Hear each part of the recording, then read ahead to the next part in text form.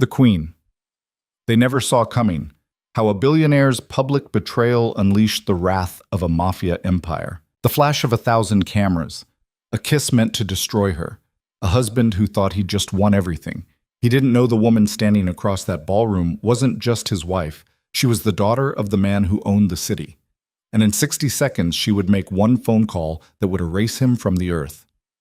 Before we begin, if this story pulls you in, drop a like, hit subscribe, and tell me in the comments what city you're watching from. I want to see how far this story travels tonight. Stay with me until the end, because what Valeria does in the final 10 minutes is something no one saw coming. The Palacio de Aurora didn't glow that night so much as it burned. A slow, deliberate burn, the kind of light that only very old money knows how to produce. Chandeliers the size of small cars hung from a ceiling painted in the late 1700s, and the gold leaf along the crown molding had been restored 3 times in the last century, always by the same family in Toledo. The marble under people's shoes had been quarried before the invention of the automobile. Everything in the room was expensive in a way that didn't announce itself. It just waited for you to notice, and if you didn't, that told the room everything it needed to know about you. 600 guests had been invited. 480 had come. The rest were either dead, in Dubai, or too important to be seen at something this public. Valeria Draven counted them the way a butcher counts ribs. By feel, not by math. And she had known, walking in, that tonight was going to be the kind of night people remembered for the wrong reasons. She just hadn't known yet whose name they would remember. Senora Voss, a glass? The waiter was young, maybe 22, his accent from somewhere south of Seville. He held the tray at a careful angle, the way men held trays around her because her stillness made people nervous in a way they couldn't explain to themselves. No, thank you. A water, perhaps? I'm fine. He moved on. She watched him go. She watched everyone go. She had been watching the room for 47 minutes, which was exactly 47 minutes longer than her husband had been watching her. Julian Voss was on the other side of the ballroom, near the second fountain, laughing too hard at something an Austrian banker had said. Julian was 44 years old, handsome in a way that expensive haircuts make men handsome, and he had a laugh that he'd practiced, she was almost sure of it, in the mirror sometime during his late 20s, when he'd still been a nobody clawing up from a Bilbao suburb. And he had kept that laugh ever since because it worked on rooms like this one. It was loud without being crude. It made powerful men feel included. It made their wives look twice. Valeria knew the laugh. She had fallen in love with the laugh, once, a long time ago, in a different city, when she'd been a different person, before she'd understood what her own last name meant. She had stopped loving the laugh sometime between their 4th anniversary and their 5th. She couldn't remember the exact moment. These things happened the way erosion happens. You didn't notice the cliff falling away until one morning you looked out and the view had changed. Valeria. The voice belonged to Esperanza Mendoza Lis, a woman who had been married 4 times and widowed twice, and who wore a green dress tonight that cost more than most people's cars. Esperanza was 71 years old and terrifying and had known Valeria's mother. Esperanza. You came. I came. Alone. Julian is here somewhere. That, Esperanza said, is not the same thing. The old woman lifted her champagne. Her eyes, pale and watery, did not leave Valeria's face. There was a question in them, and beneath the question something softer, something almost like pity. And Valeria felt a small cold thing move in her stomach because Esperanza Mendoza Lis did not pity people. Esperanza had buried 2 husbands without ever once crying in public. Pity was for people who hadn't learned how the world worked yet. What do you know, Esperanza? I know what the room knows. The room knows a great many things. The room knows that your husband, Esperanza said, and she did not lower her voice because Esperanza had not lowered her voice for any reason since the Franco era, has been spending his afternoons at the Hotel Cervantes with a 26-year-old from a telenovela. Valeria's face did not move. This was something she had learned very young, in a very specific house, from a very specific man. Your face is a door. You decide who walks through it. I see. Do you? Yes. And I'm listening. Esperanza studied her for another long second. Then the old woman did something strange. She reached out. Her hand was mottled with age, the fingers bent slightly from a decade-old break that had never set right, and she touched Valeria's wrist. Just briefly. Just once. Be careful tonight, Hiha. There are photographers everywhere. I do not think your husband has thought this evening through. She moved away. Her green dress caught the chandelier light and threw it back in long, shivering lines, and Valeria watched the old woman go and felt, for the first time in a long time, something close to fear. Not for herself, because she had stopped being afraid of things that happened to her around the age of 19, but for Julian, because Esperanza had never warned her about anything that wasn't already a landslide in motion. The ballroom hummed. 350 million euros of combined net worth stood between the entrance and the orchestra, and somewhere in the middle of it, her husband was making a decision that he thought was his own. Valeria moved slowly. She had worn the black dress, the one with the single silver thread along the shoulder, the one her father had sent her from Milan 3 Christmases ago, with a note that read, "Only para las noches que importan," for the nights that matter. She had not worn it since their wedding anniversary 2 years earlier. She had pulled it from the back of the closet that afternoon at 4:15, and she had known, pulling it out, that she was dressing for something, and she had not let herself ask what. Her phone buzzed once against her hip. She did not look at it. Across the room, Julian had moved. He was no longer near the fountain. He was walking, with that rolling, confident walk he'd developed after his second billion, toward the small stage at the north end of the hall, where the orchestra was finishing Debussy. There was a microphone on that stage. There had not been a microphone on the schedule. Valeria's pulse ticked up, once, behind her ear. She moved. She did not hurry. She had not hurried since she was 16 years old. But she moved, cutting through the crowd with the small practiced smiles she gave people whose names she could no longer remember. A French shipping magnate nodded at her. A Saudi woman in cobalt blue touched her arm and murmured something about her mother. Valeria answered without hearing her own voice. "Julian." She was 3 meters behind him when she said it. He didn't turn. "Julian." He heard her the second time. She saw the back of his neck tighten. He had always had a tell. When he was about to do something he knew he shouldn't, the muscles at the base of his skull went rigid, and she had learned 10 years into their marriage to watch for it the way you watch for weather. He turned his head, halfway, not enough to meet her eyes. "Valley, give me a minute." "What are you doing?" "Announcement. Quick one. Sit down. Julian, sit." He climbed the 2 shallow steps to the stage. The orchestra saw him and trailed off mid-phrase, the cellist's bow hanging suspended for a strange half-second before the sound died. Conversations around the room began to thin. People who had been laughing stopped. Phones came out. This was how it happened, in rooms like this. The herd sensed something and oriented toward it before they knew what they were looking at. Julian lifted the microphone off its stand. He was smiling. It was the wrong smile. Valeria felt it in her teeth. "Friends, amigos, give me 60 seconds of your evening." A soft murmur, a few raised glasses. "I know this is Esperanza's gala, and Esperanza te adoro." He nodded toward the old woman, who did not nod back, who stood at the edge of the crowd with her pale eyes fixed on him, and her mouth a thin, unforgiving line. "But I have something I need to say, and I would rather say it tonight, in front of the people who matter to me, than read about it in Hola tomorrow." A ripple. "For the last year and a half, I've been lying." The room went very still. Valeria stopped walking. She was 8 meters from the stage. The black dress caught the light and did not move. "I've been lying to my friends. I've been lying to my partners. I've been lying to myself. And I've been lying to my wife." A woman near the bar made a small involuntary sound. "I married Valeria Draven 11 years ago, and she is a remarkable woman. Let me say that first. She is elegant, she is intelligent, and she has been, in her own quiet way, a partner to me." He paused. He was performing. Even now, even here, some small cold part of Valeria's brain was noting the craftsmanship, the pauses, the rhythm, the way he let his voice crack just a little on partner. And she understood that he had rehearsed this. He had rehearsed it the way he rehearsed earnings calls. But the heart, Julian said, does not listen to gratitude. He turned toward the side of the stage. A girl stepped out from behind the red velvet curtain. She was very beautiful in the way young women become beautiful when they are photographed for a living.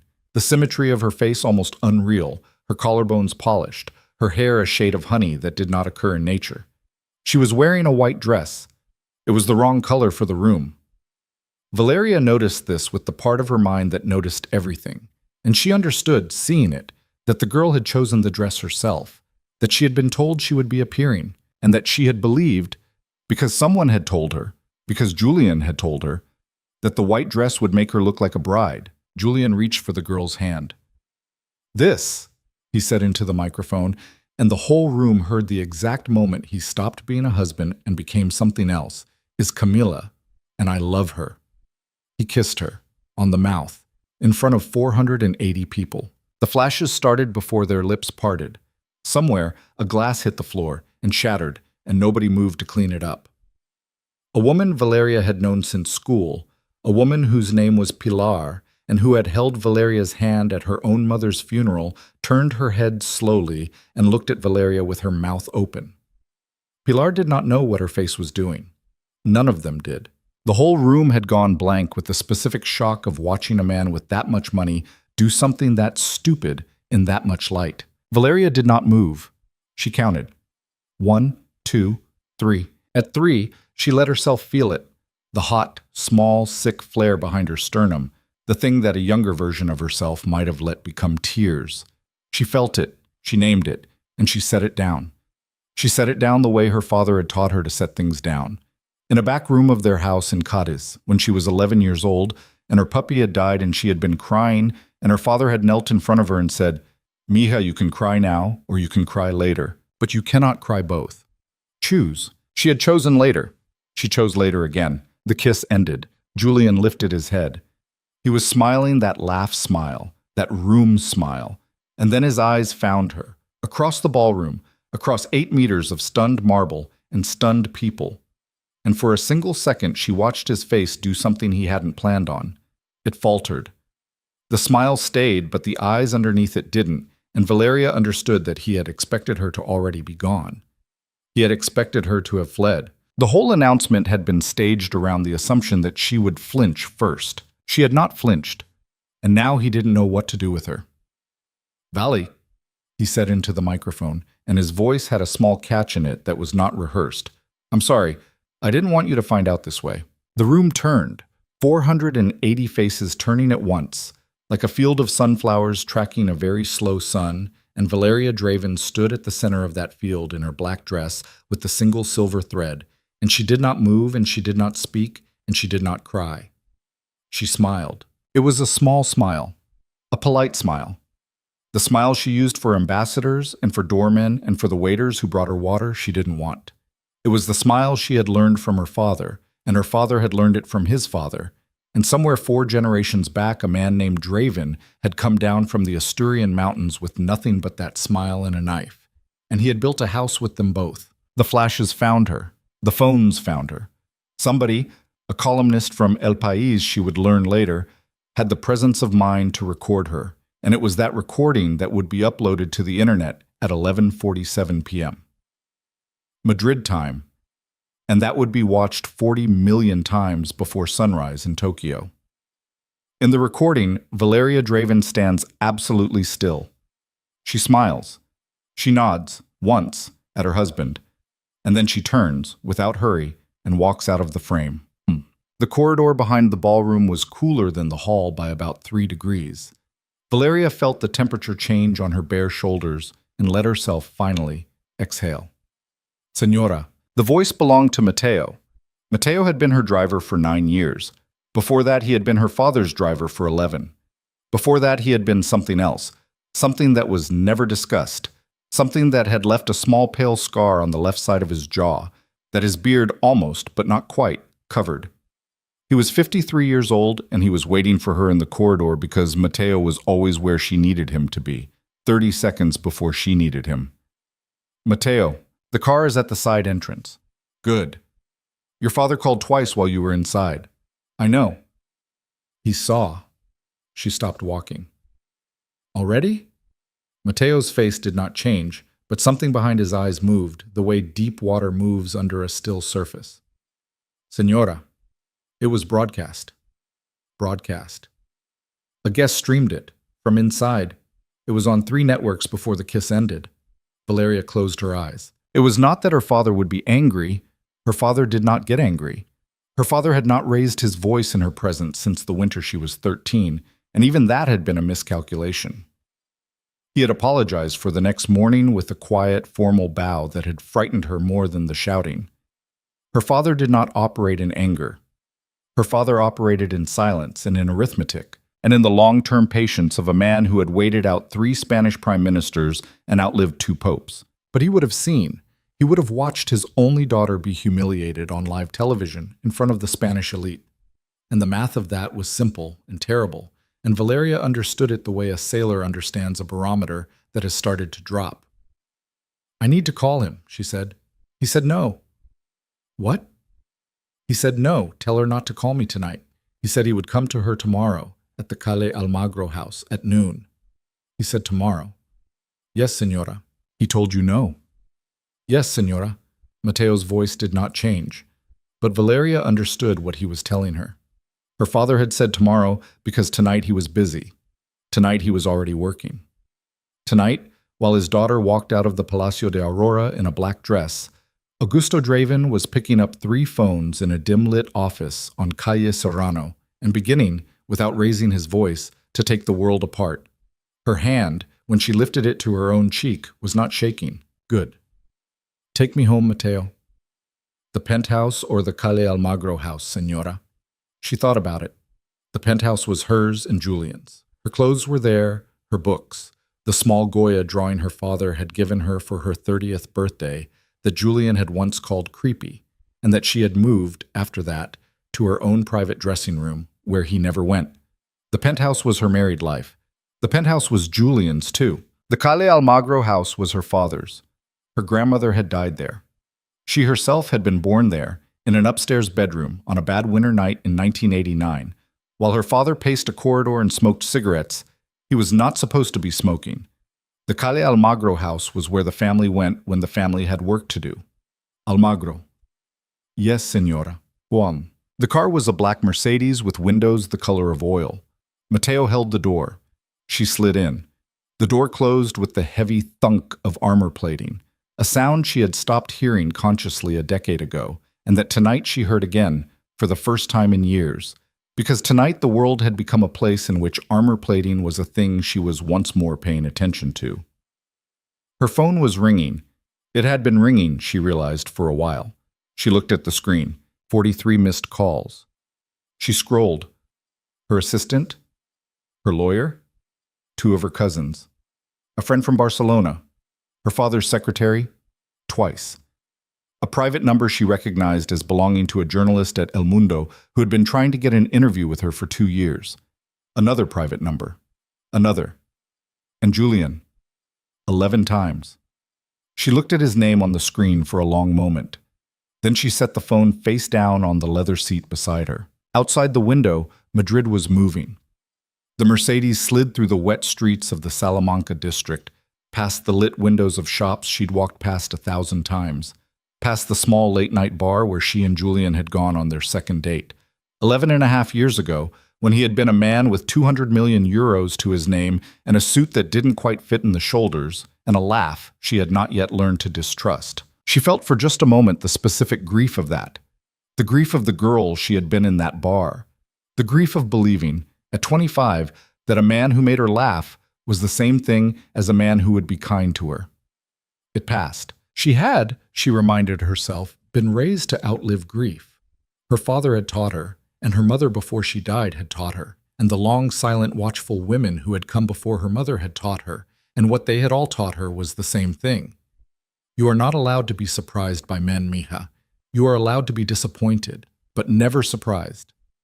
She had been disappointed tonight. She had not been surprised. And that, she understood, was the worst part, because some small corner of her show, some younger, foolish, unburned corner of her, had held out for 11 years the secret idiot hope that Julian would, in the end, turn out to be different from what the women in her family had always said men were. He had not turned out to be different. He had turned out to be exactly what her father had told her he was, 3 months before the wedding, when her father had sat across from her at the breakfast table in the Calle Almagro house and had said, "Mija, I will not stop you. But I will tell you one thing. That man does not know who we are. And a man who does not know who you are marries only the shape of you, not the weight. She had married Julian anyway. She had spent 11 years proving her father wrong. She had failed. The Mercedes turned on to the Paseo de la Castellana. The lights of the city blurred against the wet glass. Her phone rang again. She picked it up this time because she saw the name. Papa. Mija. His voice was the same as always, low, slow. The Castilian of a man who had not been born in Madrid, but who had decided at 17 that Madrid would belong to him and who had spent the next half-century making that decision true. You said tomorrow. I know what I said. I'm calling now. Papa, listen to me. She listened. I am not going to ask you how you are. I know how you are. You are my daughter. You are sitting in Mateo's car and you are not crying because you do not cry. And somewhere inside your chest you are doing arithmetic, and the arithmetic is telling you something you do not want to know. Yes? She said nothing. Yes, mija? Yes, papa. Good. A pause. In the pause she heard, very faintly, the scratch of a pen against paper. He was writing something. He was writing something while he talked to her, the way he had always written things while he talked to her, because her father was a man who did not waste the 90 seconds of a phone call. Now, I'm going to ask you one question, and I want you to answer it the way I taught you, not fast, not slow, the truth. All right. Do you want him broken? The Mercedes was passing the Prado Museum. She saw, in the rain, the dark bulk of it, the columns, the stone. She thought of the Goya in her dressing room. She thought of Julian calling it creepy. She thought of the white dress the girl had worn onto the stage, and the way Julian had kissed that girl, and the way the flashes had fired and fired and fired. She thought of the 11 years. She thought of the ring on her finger, which was still there, which she had not yet removed because she was Augusto Draven's daughter, and she did not do things in anger, she did them in sequence. She thought about the question her father had asked her. Do you want him broken? It was, she understood, a real question. Her father had never once in her life asked her a question he already knew the answer to. He was asking because he wanted to know. He was asking because the answer mattered. He was asking because what she said in the next 5 seconds would set in motion a series of events that could not, once started, be called back. She thought of Julian on that stage, with the microphone in his hand, with his smile, with the way he had said, I didn't want you to find out this way, as if the betrayal were the problem, as if the mechanism of her discovery were the problem, as if he believed even now, even standing there in front of 480 people, that the worst thing he had done was the timing. He did not know. He did not know what she was. He did not know what her father was. He had not, in 11 years of marriage, ever once asked her where the money came from. The money that had arrived, quietly, at exactly the right moment, in every deal he had ever closed. The port contract in Valencia, the mining concession in Chile, the Greek shipping deal that had made him, in 2019, a billionaire.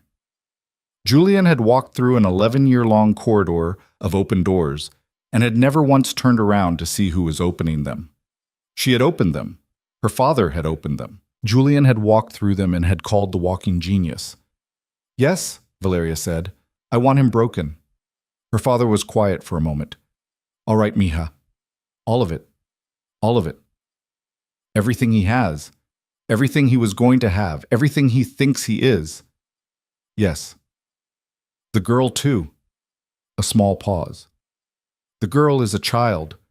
The girl is 26 years old and stupid. The girl kissed my husband on a stage, Papa, in front of my face. The girl did what she was told. The girl will lose everything she has by default because she is attached to him. Do not spend anger on the girl. Spend it where it matters. Valeria closed her eyes. He was right. He was almost always right. All right. Him then. Only him. Only him. Good. Now listen to me. I need you to do 3 things tonight, and then I need you to sleep because tomorrow is going to be long. Tell me. 1. Do not go to the penthouse. Go to Almagro. Mateo already knows. Yes. 2. When you get to Almagro, the study is open.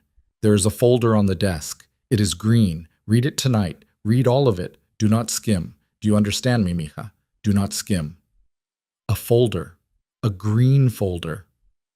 What's in it? 11 years of your husband, mija. The rain was heavier now against the window. You kept a folder. I kept a folder. On Julian. On Julian. For 11 years. For 11 years. She didn't say anything. Mija! Her father's voice softened, fractionally, by the exact amount his voice ever softened, which was not much. I told you. A man who does not know who you are marries only the shape of you. I told you this. And you married him anyway, which was your right, and I loved you enough to let you do it. But I did not love you enough to do nothing. I am your father. I kept the folder. She felt for the first time that night a burning behind her eyes. Not tears, something older than tears, something she could not afford tonight. She pressed it down. What is the third thing, Papa? The third thing is the most important. Tell me. The third thing is that when you read the folder, mija, and when you come to the end of it, I want you to remember something. And I want you to remember it every day for the next 6 months, because the next 6 months are going to be difficult for you, in ways you have not yet understood. Tell me. Remember that your name is Draven. The line was quiet. Your name is Draven, her father said again softly. And before you were his wife, you were my daughter. And before you were my daughter, mija, you were yourself. And what is about to happen to Julian Voss? What is already happening to him at this exact moment, in 14 different cities, in ways he is not yet aware of, is not being done by me. She was holding the phone very tightly. Papa, it is being done by you. I am only the hand. You are the weight. The Mercedes slowed. They were turning onto Calle Almagro. Through the rain-streaked window, she could see the iron gate, and the 2 men in dark coats beside it, and the single lit window on the 3rd floor of the old house, the window of her father's study, where a lamp had been burning since she was a child, and where, she understood now fully, for the first time in her life, a lamp had always been burning for her. Papa. Yes, mija. Thank you. Do not thank me yet. Why not? A small pause. Very small. Because, mija, her father said, and she could hear somewhere behind his voice the scratch of his pen again, writing something onto a piece of paper that she would probably never see. You have not yet read the folder. The line went dead. The gate opened before the car reached it. Mateo did not slow. The Mercedes rolled through the iron, and behind them the gate closed, and the 2 men in dark coats stepped back into the shadows of the courtyard and became once again part of the architecture. Valeria sat in the back seat with the phone dark in her lap. She was thinking about the folder. She was thinking about Julian, somewhere in the city, probably still at the Palacio de Aurora, probably still holding the microphone, probably still trying to understand why his wife had smiled. She was thinking about the girl in the white dress, whose name was Camila, whose life had ended an hour ago in a way she did not yet know. She was thinking about her father in the upstairs study, with his pen and his phones and his long, patient, terrible arithmetic. And she was thinking, with a clarity that surprised her, that felt almost physical, the way the first cold morning of autumn feels physical, that she had been wrong for 11 years about what kind of woman she was. She had thought she was a wife who had a powerful father. She was not. She was a daughter who had, for a little while, tried on the costume of a wife. The costume had been expensive, and she had worn it well. But it had always been a costume. It had always been something she had put on in the morning and taken off at night. And Julian, poor fool, Julian, who had kissed a 26-year-old on a stage in front of 480 people, Julian had made the one mistake no man had ever made before him. He had tried to humiliate the costume. He had not understood that there was a woman underneath. Mateo opened the door. Señora. She stepped out into the rain. The drops were cold on her bare shoulders. The silver thread on her dress caught the light from the lamp above the door and threw it back in a single long, shivering line. Señora, the study. I know. She walked up the 3 shallow stone steps. The door opened before she touched it. A woman in a gray dress, maybe 60, who had worked for her father since before Valeria was born, stood in the doorway with her eyes lowered. Señora. Gloria. Your father is on the phones. I know. The study is prepared. There is a fire. There is tea if you want it. There is brandy. Brandy, please? Yes, senora. Valeria walked past her. Through the entry hall with its black and white marble, past the long mirror in which, 11.5 years ago, in a different dress, she had checked her lipstick before going down to meet Julian for their engagement dinner, past the curved staircase up which her grandmother had walked 10,000 times, up to the landing, down the corridor, to the study door which stood open. The fire was lit. The lamp was burning. The green folder was on the desk. It was thicker than she had expected. She crossed the room. She sat down in her father's chair, not her mother's chair, not the chair by the window where she had sat as a child and read Borges while her father worked, but his chair, the big one, the one with the cracked leather arms. She sat down in it the way a queen sits down on a throne she has never before been told was hers. She pulled the folder toward her, she opened it, and she began slowly to read. Somewhere across the city, at that exact moment, Julian Voss was standing in the emptying ballroom of the Palacio de Aurora with a microphone still in his hand, trying to call 3 different business partners, none of whom were picking up. He did not know yet, because nobody had yet told him, that his chief of staff in Valencia had received, at 11:51 p.m., a single phone call from a number he did not recognize, and that after that phone call, his chief of staff had quietly walked out of the office without his coat and had not come back. He did not know about the chief of staff. He did not know about the Greek. He did not know about the Chilean. He did not know that at 12:04 a.m. in Rotterdam, a container ship carrying 40 million euros of his copper had been quietly, administratively, and without explanation, held at the port. He did not know any of this yet. He was still, at that moment, trying to smile. He was still trying to explain to the Austrian banker that this had all been handled, that Valley would understand, that Valley always understood, that Valley was the most reasonable woman he had ever met. The Austrian banker excused himself to take a call. The Austrian banker did not come back. And in the Calle Almagro house, in a room where a lamp had been burning for 36 years, Valeria Draven turned the first page of the green folder and began, quietly and without hurry, to learn exactly who she had married. The rain fell on the city. The fire burned in the grate, and Madrid, for the first time in a long time, held its breath. The first page of this folder was a photograph. It was not a photograph she had expected. She had expected perhaps a document, a contract, a bank statement, one of the small, careful pieces of paper her father used when he was telling a story with numbers. Instead, it was a photograph of Julian. He was younger in it, 32, maybe 33. He was standing on a sidewalk in a city that Valeria did not at first recognize, in a coat that was 2 sizes too big for him, and he was shaking hands with a man she had never seen before. The man was older, 60 maybe, heavy around the shoulders in the way certain men from certain parts of Naples got heavy, as if the weight had been earned rather than acquired. The man's face was turned partly away from the camera, but Valeria could see enough of it to understand that whoever had taken this photograph had taken it without being asked. She turned the page. Underneath, in her father's small, precise handwriting, a single line. Milan, April 2013, 2 months before he met you. She went still. She had met Julian in June of 2013, at a benefit dinner in Barcelona at the Hotel Arts, under a chandelier she still remembered because one of the crystals had been broken and she had spent the entire evening unable to stop looking at it. He had sat 3 seats away from her. He had leaned across the woman between them and had asked, in a voice that was pitched exactly low enough that only Valeria could hear it, whether she also thought the soup was terrible. She had laughed. She had laughed, and she had thought, at the time, that the laugh was the beginning of something. She understood now that the laugh had been the middle of something.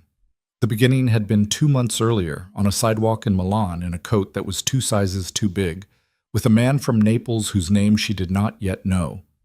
She kept reading. The second page was a document. It was a bank transfer record from a small private bank in Lugano, dated the same week as the photograph. 40,000 euros from the Neapolitan's account to Julian's, with a memo line that read in Italian, Consulenza Strategica, strategic consulting. She turned the page.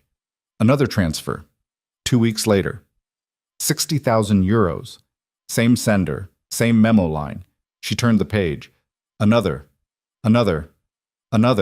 By the time she reached May of 2013, the month before she met Julian, the month before the soup joke, the month before the laugh, the Neapolitan had moved just under 400,000 euros into Julian's personal accounts.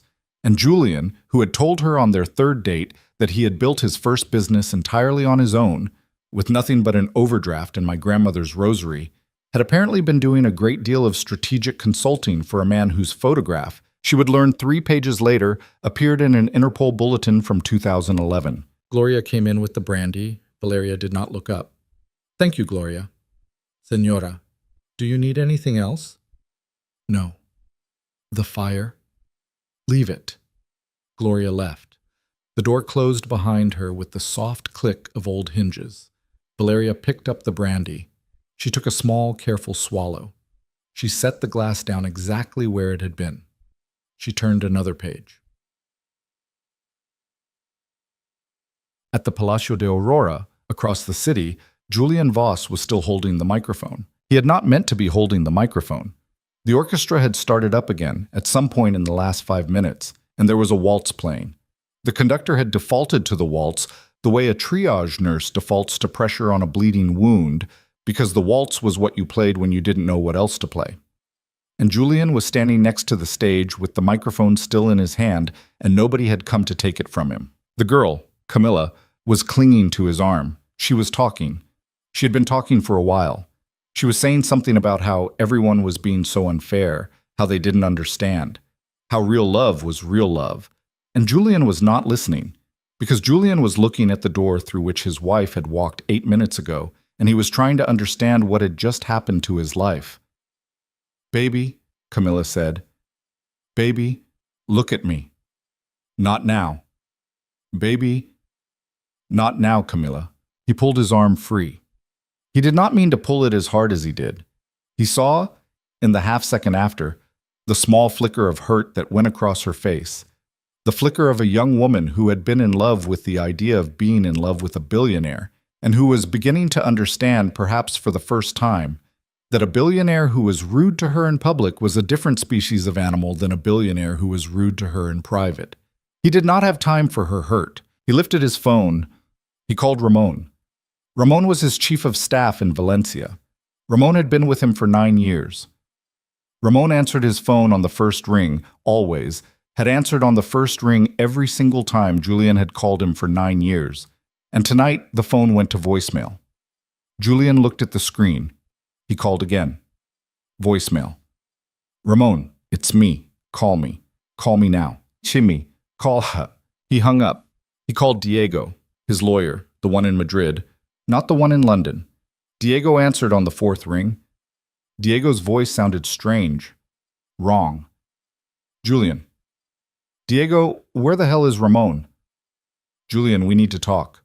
We are talking. Not on the phone. Diego, what the hell is happening? Why is nobody... Not on the phone, Julian. I'm coming to you. Where are you? I'm at the Aurora. Don't move. Diego. The line went dead. Julian stood with the phone in his hand and looked at it. And for the first time in the 11.5 years since he had met Valeria Draven, he felt the specific thin, cold feeling of a man who has walked into a room he does not know the shape of. He dialed another number. The Austrian banker. Voicemail. He dialed Ramon again. Voicemail. He dialed his own secretary. She picked up on the second ring. Senor Voss? Elena, where is Ramon? I don't know, Senor Voss. What do you mean you don't know? He left the office. When? About 40 minutes ago. And he hasn't come back. He didn't take his coat. His phone is on his desk. Julian closed his eyes. Elena, listen to me very carefully. I need you to call the Valencia port office. I need you to check on the Rotterdam shipment. The Rotterdam shipment? Yes. Senor Voss, the port office called here 20 minutes ago. And? They said the shipment has been held. Held? Yes. By whom? A pause. In the pause, Julian could hear his own heartbeat very clearly in his left ear. They didn't say. Elena. They didn't say, Senor Voss. They said it was an administrative hold. They said the paperwork was being reviewed. They said there was nothing we could do tonight. Julian ended the call. He stood in the emptying ballroom of the Palacio de Aurora, under a ceiling painted in the late 1700s, with a microphone in one hand and a phone in the other, and a 26-year-old actress staring at the back of his head. And he understood, with the cold, specific understanding of a man who has spent his life watching markets, that something was moving. Something was moving somewhere in the dark, somewhere beneath the surface of his world, and it was moving fast, and it was moving toward him. He just didn't know yet that it had already arrived. In the study on Calle Almagro, Valeria was on page 42. The folder had stopped being about Julian around page 30. The folder, she understood now, had become about her. Page 30 was a photograph of herself taken from across a restaurant, at a lunch she had had 2 years ago with a French investor she had introduced to Julian. The photograph had been taken from maybe 15 meters away, through a window at a slight angle. She was smiling in it. The investor was leaning forward. Underneath, in her father's handwriting, "You made him 200 million euros that afternoon, mija. He thanked you by taking the girl to Ibiza the following weekend." Page 31. Another photograph. Another lunch. Another introduction. Another subsequent weekend. Page 32. Page 33. Page 34. By page 37, she had stopped reading the dates. She did not need to read the dates. She remembered every one of those lunches.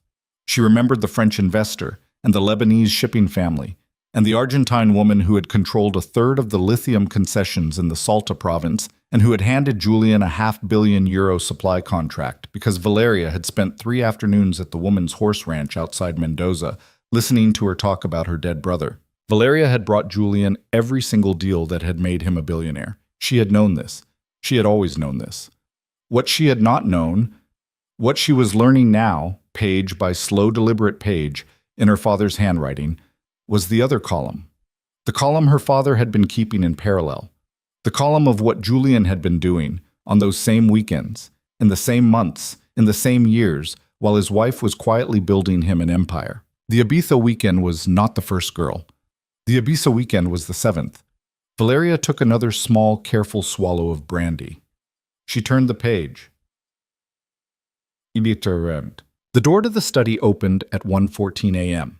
Her father came in without knocking, because it was his house and his study, and because he had never in 36 years knocked on a door behind which his daughter was sitting. Augusto Draven was 68 years old. He was a tall man, still, age had not yet bent him, with white hair cut close to the skull, and a face that had been compared more than once to a hawk that had been carved out of stone by a sculptor who was having a bad day. He was wearing a dark gray suit and no tie. His collar was open. His hands, which he held loosely at his sides as he crossed the room, were the hands of a man who had worked once with his hands and who had not forgotten. He came to the desk. He looked at his daughter. He looked at the folder. "How far?" "Page 61. "You're almost done." "I know." He sat down. Not in the chair across from her. He did not take the supplicant's chair in his own study. He had never taken that chair in his own study, but on the edge of the desk, at an angle, so that his shoulder was almost but not quite touching hers. He did not speak for a long time. When he spoke, it was not about the folder. "Your mother," Augusto said, "would have been angry with me tonight." Valeria looked up from the page. "Why?" "Because I let him live this long." She said nothing. "She told me," her father said, and his voice was quiet, "a month before she died.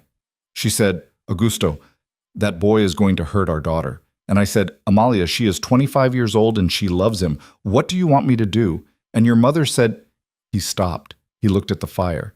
He did not look at Valeria. "Your mother said, 'I want you to promise me that when he does, you will not be slow.'" The fire cracked once and a small piece of wood shifted. "I have been slow, mija. Papa, I've been slow for 11 years. I've been watching him build on your back, and I've been telling myself, 'She is happy. She thinks she is happy. It is not my place.' And tonight he stood on a stage with a child actress, and he kissed her, in front of your face, in front of cameras, and I understood that I was wrong. I have been wrong for 11 years. You were not wrong. I was. Papa, I chose him." Augusto looked at her. His eyes, which were gray and very pale in certain lights, were not pale tonight.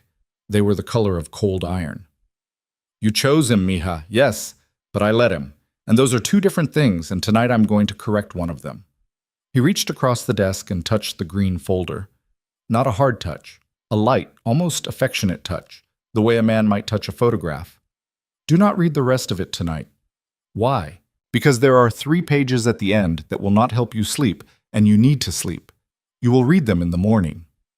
Papa, in the morning, mija. She closed the folder. She did not ask what was in the 3 pages. She understood, without being told, that her father was in one of his rare moods. The mood of a man who had decided something, who had already begun a process, and who was now managing, as he always managed, the parts of it that involved the people he loved. He had always done this. When her mother had been dying in the summer of 2008, he had managed Valeria's grief the same way. He had let her know the things she needed to know. He had kept from her the things that would not help. He had waited, and he had chosen, and he had never once in his life lied to her, but there were things he had not told her, and Valeria had understood, even as a teenager, that the not telling was its own kind of love. All right, she said. Good. Papa. Yes, mija. Tell me what's happening. Augusto was quiet for a moment. He reached into the inside pocket of his jacket and took out a small notebook. He opened it. He did not need to read from it. He never needed to read from his notebooks. He carried them as punctuation. But he opened it. Rotterdam is holding his copper. I know. Valencia has lost its chief of staff. Ramon is in a car on his way to Zaragoza. He will not be returning to Valencia. He will not be working for Julian again. He will, however, be available to testify to certain financial irregularities he observed in the Valencia office between 2018 and 2021, should any judicial body ever become interested. Papa. Mija. Did you? I did not threaten him. Then how? I offered him a better job. He took it. The better job has one condition. The condition is that he cooperate fully with any future legal process regarding Julian. He accepted. He is, by the way, a good man, Ramon. He has been uncomfortable for several years. We are doing him a kindness. Valeria thought about Ramon. A quiet man. A man who had come to dinner at the penthouse once. A man whose wife had been shy and had spent most of the evening looking at the floor. What else? The Greeks have frozen the Piraeus contract. The Chileans have quietly pulled out of the lithium extension. The Austrian has told his board that Voss Holdings is, and I am using his exact word here, unpredictable, which in the Austrian's language means contagious, and by Monday morning, 7 other funds will have heard it. By Monday morning. By Monday morning, mija, your husband will discover that he has a liquidity problem. And after that, a credit problem. And after that, Augusto closed the notebook. After that, we will see. But I will tell you this, mija. He looked at her. I'm not going to destroy him in one night. That would be a kindness. I'm going to let him watch it happen. I'm going to let him pick up his phone every morning for the next 90 days and call the men who used to return his calls, and I'm going to let him listen to the silence. I'm going to let him understand, piece by piece, that every room he used to be welcome in is closed to him now. I am going to let him understand why. Bo, yo, ye. And then? And then, when he understands, when he has understood so completely that he comes at last to the only door that is still open to him, he will come to this house. He will come up these stairs. He will come into this study, and he will ask me to stop. And you will not stop. I will not stop. But you will let him ask. I will let him ask. Valeria was silent. Her father watched her. In the lamplight, the lines of his face were deeper than usual. He looked, for a moment, like his own father. A man Valeria remembered only from 3 blurry visits to a house outside Oviedo. A man who had sat at the head of a long table and had eaten soup in silence and had pressed a single gold coin into her palm when she was 6. Mija. Yes. There is something I need you to do. Tell me. Tomorrow morning, at 11, there will be a press conference. It will be held at the offices of Voss Holdings on Calle Serrano, because the building belongs to Julian, and I want the press conference held in his own building. Do you understand me? I want this done on his ground. I want the photographs of it to be in front of his own logo. Who is giving the press conference? You are. She stared at him. What? You are, mija. Papa, You will read a statement. The statement will be short. It will not mention me. It will not mention your family. It will not mention, in any direct way, the events of tonight.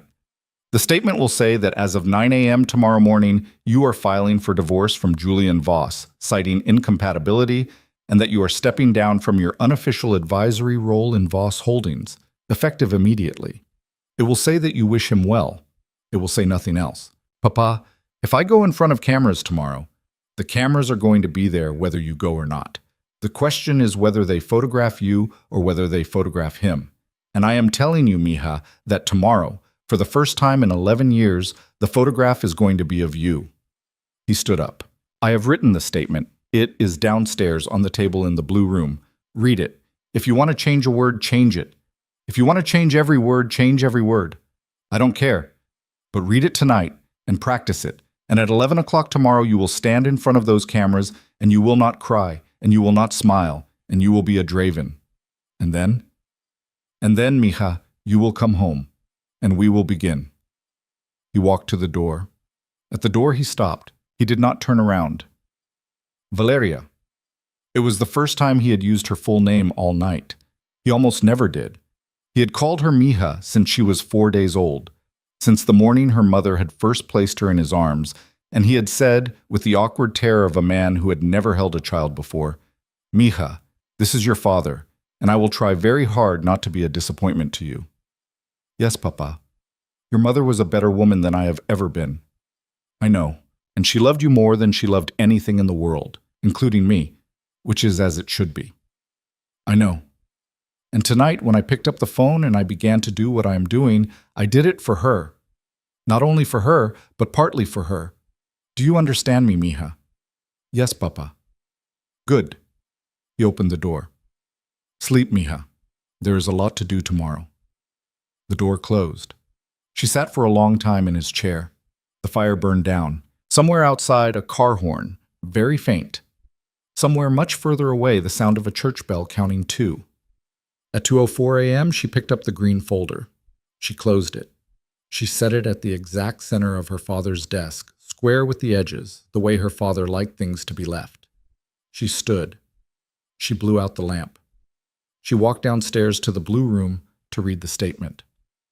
By 3 in the morning, the news had crossed the Atlantic. In New York, a junior analyst at a hedge fund that held a large position in a Spanish industrial group, a group that had, as of 48 hours ago, been in final negotiations with Voss Holdings on a cross-border merger, was sitting at his desk eating cold dumplings and refreshing his screen, and he saw, 3 times in the space of 90 seconds, the same thing. A flag on the merger, a quiet note from compliance, a third thing from a Spanish regulatory feed that he could not parse in translation. He called his boss. His boss was at a bar. His boss said, "What the hell, Dan? It's 10 p.m." And Dan said, "Boss, I think we have a problem with the Voss merger." And his boss said, "What kind of problem?" And Dan said, "I don't know yet, but it looks bad, and I'm seeing it from 3 different sides." His boss paid his tab and went home. By 4 a.m. New York time, 10 a.m. Madrid time, the hedge fund had begun to quietly, carefully, methodically reduce its exposure to anything adjacent to Voss Holdings. They were not the only ones. A private bank in Geneva had already done the same thing, at 2 in the morning Swiss time, after a phone call that the bank's senior partner had taken in his dressing gown. A family office in Monaco had done it at 4. A Dubai sovereign sub-fund had flagged the name for review at 5. None of these moves were large enough, individually, to move the market. Together, they formed a small, tight weather system. The weather system was moving toward Julian Voss. Julian Voss was, at that moment, in the penthouse on Calle Velázquez, sitting on the edge of his own bed with his shoes still on, watching his phone. The girl, Camilla, was in the bathroom. She had been in the bathroom for 35 minutes. He could hear her crying, intermittently, through the door. He had stopped trying to talk to her around minute 12. Diego, his lawyer, was sitting in the armchair across from him. Diego was a small, bald, very thin man of 51, who had represented Julian for 9 years and who had made, in those 9 years, approximately 14 million euros in fees. He was holding a glass of water. He was not drinking it. Julian. Diego. I need you to tell me the truth about something. Okay. Your wife. What about her? Julian. Diego, I've had a long night. Just say it. Diego set the glass down. Who is your wife's father? Julian blinked. Augusto. Augusto Draven. He's a businessman, Diego. You've met him. You had dinner with us 3 Christmases ago at the... Julian. What? I need you to tell me that you have really believed for 11 years that Augusto Draven is a businessman. Julian looked at him. There was a small moment in the dim light of the penthouse bedroom in which Julian Voss's face did something that Diego had never seen it do before. It went blank. Not the calculated blankness of a negotiator. Something else. Something that looked to Diego almost like the face of a man who has just realized in the middle of a dark street that the figure walking behind him has been walking behind him for a long time. He's in logistics, real estate, some ports, some... What are you saying, Diego? Julian. Say it. Diego drew a slow, careful breath. Julian, in the last 4 hours I have spoken to 3 people. All 3 of them are people I would, until tonight, have considered friends. Not one of them was willing to stay on the phone with me for more than 90 seconds. One of them, Ignacio, you know Ignacio, he has been at your birthday every year. One of them told me, and I am quoting him exactly, Diego, I cannot be seen helping you on this. You do not understand what you have stepped into. You do not understand whose daughter she is. Those were his words. Ignacio said that. Ignacio said that. Ignacio is being dramatic. Julian, he is not being dramatic. Diego, Julian gestured vaguely. She's Valeria. She reads. She does her horses. What are you telling me? I'm telling you, Diego said, that somebody in this city is very angry with you tonight. And I am telling you that the people I have called, people I have known for 20 years, are acting like men who have just been told to stand far away from you. And I am telling you that the only explanation that makes those 3 calls line up is that whoever that somebody is, they are not the kind of somebody whose name you write in a press release. Julian stood up. He walked to the window. The Calle Velázquez was wet below. A single taxi was idling at the corner, its roof light off, its engine running. He had not noticed the taxi before. He noticed it now. He noticed also that the doorman on the sidewalk was standing in a slightly different place than he usually stood, and that the man at the newspaper kiosk, who never worked nights, was standing behind the kiosk even though the kiosk was closed. He had always said to himself that he was a man who noticed things. He was noticing now. Diego. Yes. How bad is this? Julian. How bad? Diego was quiet for a long moment. I don't know yet, Diego said finally, but I will tell you this. At 9 o'clock tomorrow morning, your wife is going to file for divorce. I know this because her lawyer called me an hour ago, professionally, to inform me of it. Her lawyer is not Miguel Ortega, who has represented her in family matters for 6 years. Her lawyer is Rafael Santarén. Do you know who that is? No, of course you don't. Rafael Santarén does not represent individuals. Rafael Santarén represents 3 Spanish banking families, 2 sovereign wealth funds, and the Archbishop of Toledo. He has not taken an individual client since 2006. Tonight, Julian, he took one. Tonight, at midnight on a Saturday, Rafael Santarén personally picked up the phone and personally informed me that as of 9 a.m. tomorrow, he would be filing divorce papers on behalf of Valeria Draven. Julian stared at the wet street. And, Diego said, there is a press conference at 11.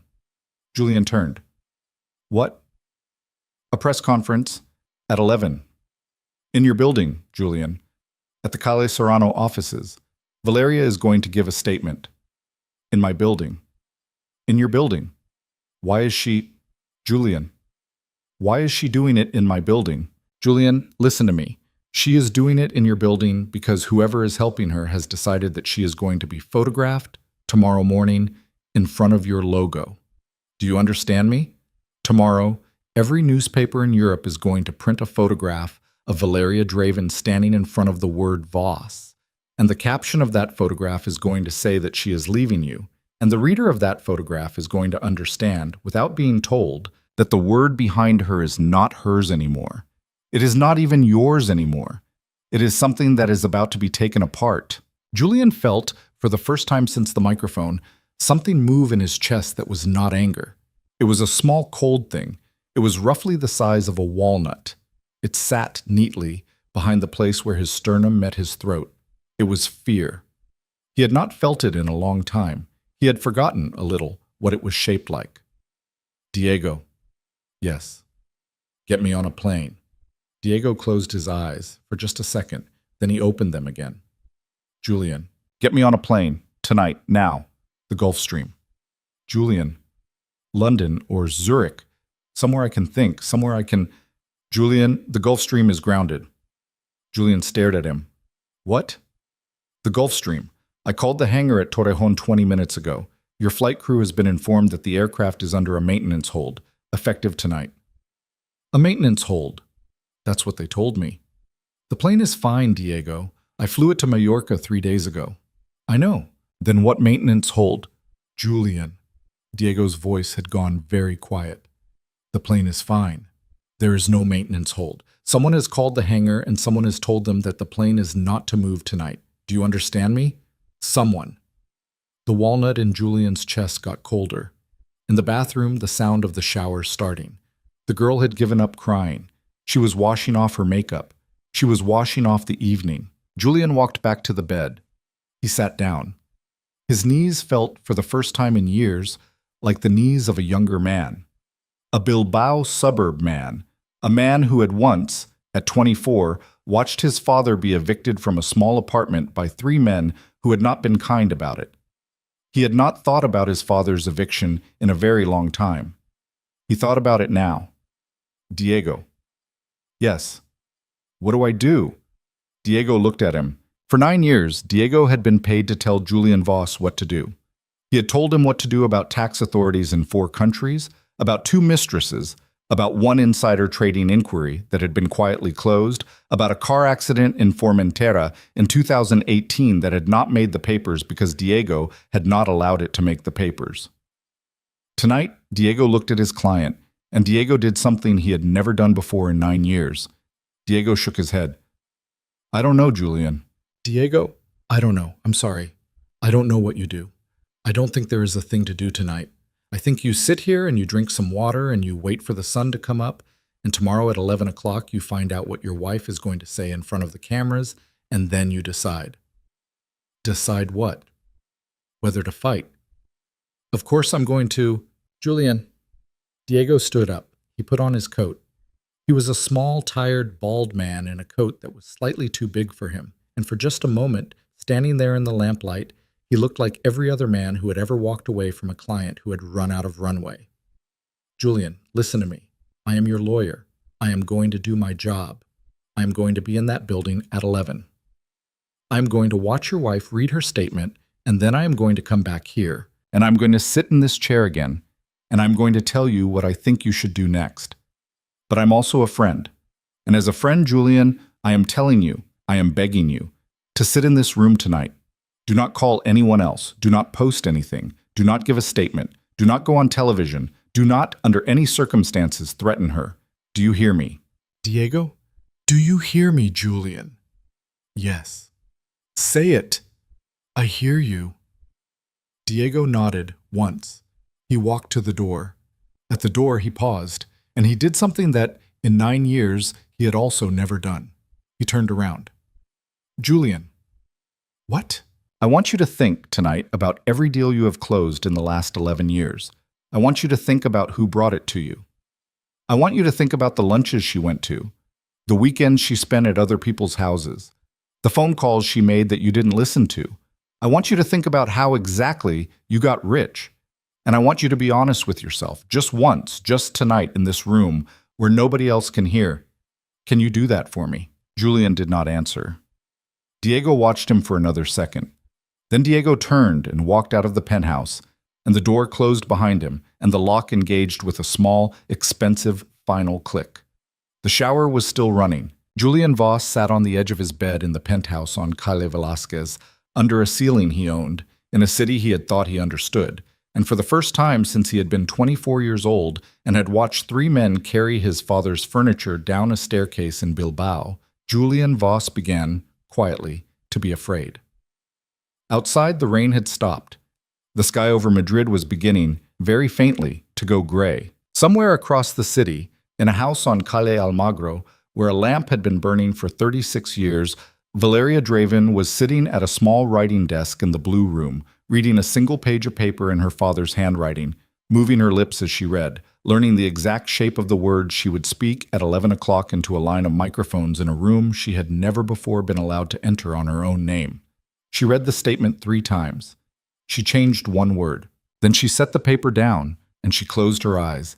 And she sat for a long moment in the quiet of the house where she had been born, and she began, for the first time in 11 years, to remember who she was. She slept for 2 hours and 11 minutes. She knew the exact number because she had looked at the clock when she lay down, 4:38 a.m. And she looked at it again when she opened her eyes, 6:49 a.m. And the arithmetic of those 2 numbers was the kind of arithmetic her father had taught her to do automatically, without thinking, the way other people breathed. She got out of bed. She did not feel tired. She would pay for this later, she knew, somewhere around 3 in the afternoon, in the form of a headache that would sit behind her right eye and that would not respond to aspirin. But she would not pay for it now. Now, she had work to do. Gloria had laid out 3 possible outfits on the long bench at the foot of the bed. Valeria walked past the first 2 without looking at them. The third was a dark navy suit. Not black, her father had been specific about that. Black reads like grief, mija, and we are not in grief today. We are in business. With a cream silk blouse and no jewelry except her mother's pearl studs. Valeria put it on without thinking. She had worn some version of this outfit, in her head, 1,000 times in the last 8 hours. In the mirror, she looked 36 years old and like a woman who had slept for 9 hours. The face she had learned to wear for rooms was already on, and she had not consciously put it on. And this, she understood, was the first thing her father had given her, the ability to put on the face without noticing the putting on. Her mother had called it the máscara del apellido, the mask of the last name. Her mother had worn it too, every day of her adult life, and had only taken it off. Valeria understood now, in the last 3 weeks before she died. She went downstairs. The blue room had been cleared. The dining room had been set for 1. There was black coffee, no milk, and 1 piece of toast, which she did not touch. She drank the coffee.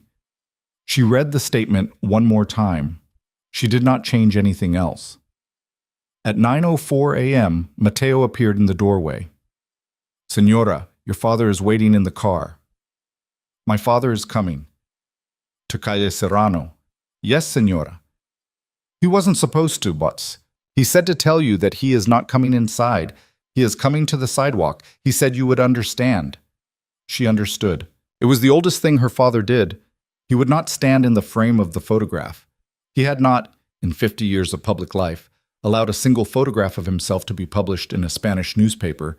There existed perhaps 6 clear images of Augusto Draven in the world, and every one of them was the wrong angle or the wrong light. But he would stand on the sidewalk across the street where nobody would know to look for him, and he would watch his daughter walk into a building. He had done this on her first day of university. He had done it on the morning of her wedding, standing in the shadow of a bakery across the plaza from the church, because he had given her away inside and then had slipped out to watch her arrive 1 more time. He would do it today. She put the statement into the inside pocket of her jacket. She walked out of the house. The morning was cold and pale and smelled faintly of rain that had stopped. The Mercedes moved through Madrid the way a Mercedes always moved through Madrid, which was to say that nothing ever seemed to be in its way. Her father was in the back seat. He was reading a newspaper. He looked up only when she closed the door. "Mija." "Papa." "You slept." "A little." "That is enough." He folded the newspaper. He set it between them on the leather seat. The front page was about Julian. Of course it was. The headline was in the careful, neutral, deadly Spanish of a paper that knew exactly what kind of story it was printing. Voss desata escándalo en Gala de Aurora. Voss unleashes scandal at Aurora Gala. Below it, a photograph, not of the kiss, but of the moment after. Julian on the stage with the microphone, his face already beginning to flatten into the expression of a man who has understood, too late, the dimensions of his own mistake. Valeria looked at the photograph. She felt nothing. This, too, was her father's work. Not the feeling nothing. She had come to the feeling nothing on her own, in the back of this same car 8 hours ago. But the instinct to check for it, the instinct to notice that she felt nothing and to be satisfied by it.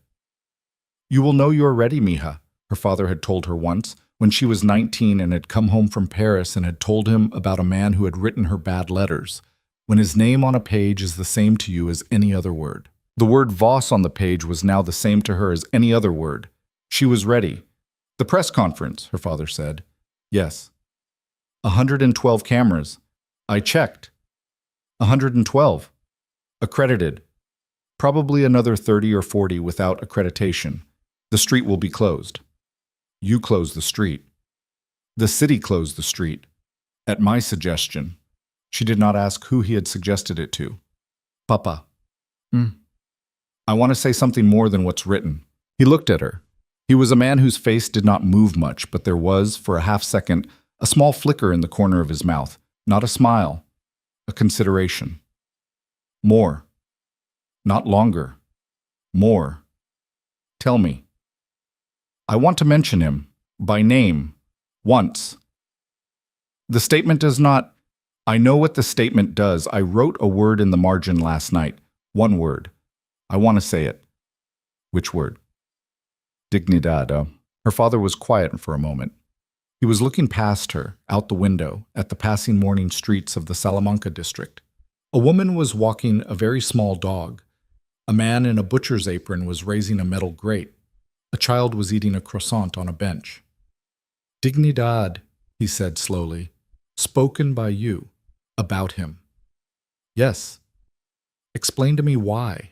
"Because I do not want the story, a year from now, to be the husband who cheated and the wife who left. I want the story to be the husband who could not recognize dignity when he was married to it. I want that word in the record. I want it in his obituary, Papa, if he lives long enough to have one." Her father looked at her for a long time. Then he did something rare. He reached across the seat and he took her hand, not gently, not sentimentally, but firmly, the way a man takes a tool he has been looking for in a drawer, and he held it briefly and he let it go. "Say the word, mija." "All right. But only once. Once. And do not look at the cameras when you say it. Look past them. There is a point on the back wall of any press room, a clock, usually, or a crest. And you will look at that.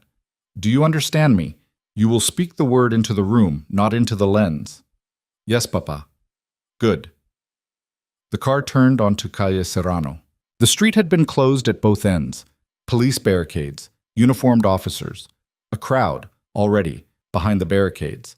The paparazzi knots, the wire service photographers, the Spanish television vans with their satellite dishes still folded down, the handful of ordinary people who had read the news over breakfast and had come to see what they would be able to tell their co-workers about on Monday. Valeria saw from 2 blocks away the scale of it. She had not been photographed this much since her wedding. She had not expected the comparison to come to her so cleanly, but it did, and she noted it, and she set it down. The Mercedes stopped at the corner of Serrano and Hermosilla. Her father got out first, without a word, without a goodbye, without anything that could be misread by a lens, and he crossed the street at an ordinary pace and disappeared into the doorway of a small tobacconist that had been there, under 3 different names, since the early 1940s. From that doorway, Valeria knew, he would watch her walk into the Voss building. He would see her come out. He would not be photographed doing either. She took a breath. Matteo opened her door. "Señora." "Matteo." "Your father said to tell you one more thing." "Tell me." "He said, 'Dignidad is a word that carries its own weight, mija. Do not underline it. Let the microphone carry it.'" Valeria smiled. A small, private smile, not for any camera. "Tell him I heard him." She got out of the car. The lobby of Voss Holdings on Calle Serrano was 41 meters of polished black granite, the floors glossy enough that they reflected people upside down when they walked across them. The logo on the wall behind the reception desk was large and brushed silver and read simply Voss. A marble bench along the left wall. A single sculpture, a Chilita original that Julian had bought in a flush of self-regard in 2017, and that he had, she knew for a fact, never once looked at. There were 14 security guards in the lobby. Valeria counted them as she walked, 12 more than usual. 2 in plain suits at the reception desk who did not work for Voss Holdings. She could tell by the way they stood, which was the way her father's men stood. The shoulders slightly forward, the weight on the balls of the feet. 2 more by the elevators, same posture. Her father's, all of them.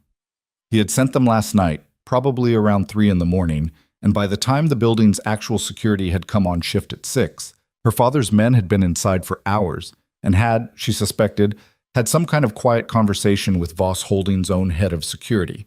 A conversation that had ended with the Voss security team standing exactly where they were told to stand and not asking questions. The elevators took her to the 14th floor. The press room was not actually a press room. It was Julian's largest conference room, with the long walnut table pushed against one wall and 60 folding chairs set up in rows and a low riser at the far end with a lectern and a row of microphones.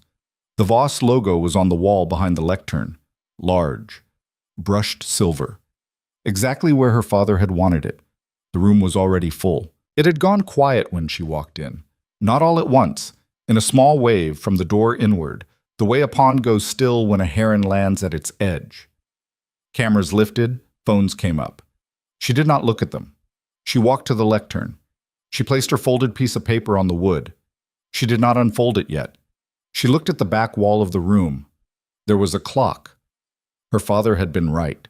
There was always a clock. The clock read 10:59. She waited. At 11 o'clock exactly, the second hand clicked onto the hour, and Valeria Draven unfolded the piece of paper. "Good morning."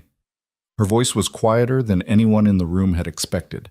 The sound technicians all over the room ducked forward, adjusting levels. She let them. She did not repeat the greeting. "My name is Valeria Draven. I will not be answering questions today. I will read a short statement, and then I will leave this building. I ask that you respect both of those choices." 112 cameras, and none of them made a sound. The 60 journalists in the folding chairs might as well have been furniture. She had them. She had not had to try to have them. They had been hers from the moment she walked through the door, because the door had been hers, because the building had been hers, because, though they did not know this, though they would never know this, the very light in the room, the way the morning fell through the windows at her back, had been chosen, 8 hours ago, by a man in a dark gray suit standing in the tobacconist's doorway across the street. "At 9 o'clock this morning," she said, "my attorney filed a petition for the dissolution of my marriage to Julian Voss. The grounds are incompatibility. There will be no further public comment on the legal process. My attorney is Rafael Santarén of Santarén y Llorente, and any procedural questions should be directed to his office." A rustle. A small one. She let it pass.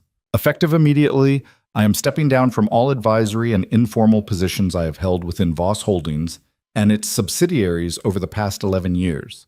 I have provided a full list of these positions to the board of Voss Holdings this morning, and I will not be discussing them publicly." The word board sat in the room for a second. She watched it land. She had wanted it to land. There was no board, in the real sense. Julian had treated Voss Holdings as a private kingdom for years, and there were 2 people in this room, maybe 3, who knew that. Those 2 or 3 were now writing, very quickly, in their notebooks. "I want to say 2 more things." She lifted her eyes from the paper. She did not look at the cameras. She looked at the clock. "The first is to the employees of Voss Holdings.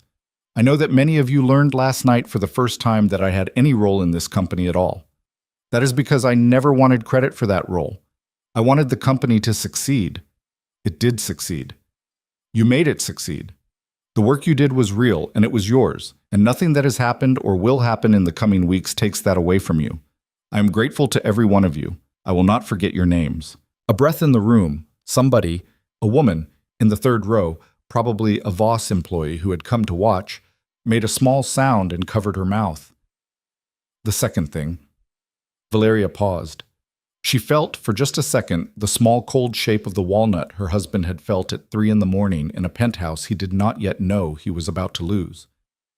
Then she let it go. The second thing is about dignity. She said the word once. She did not underline it. The microphone carried it, as her father had told her it would.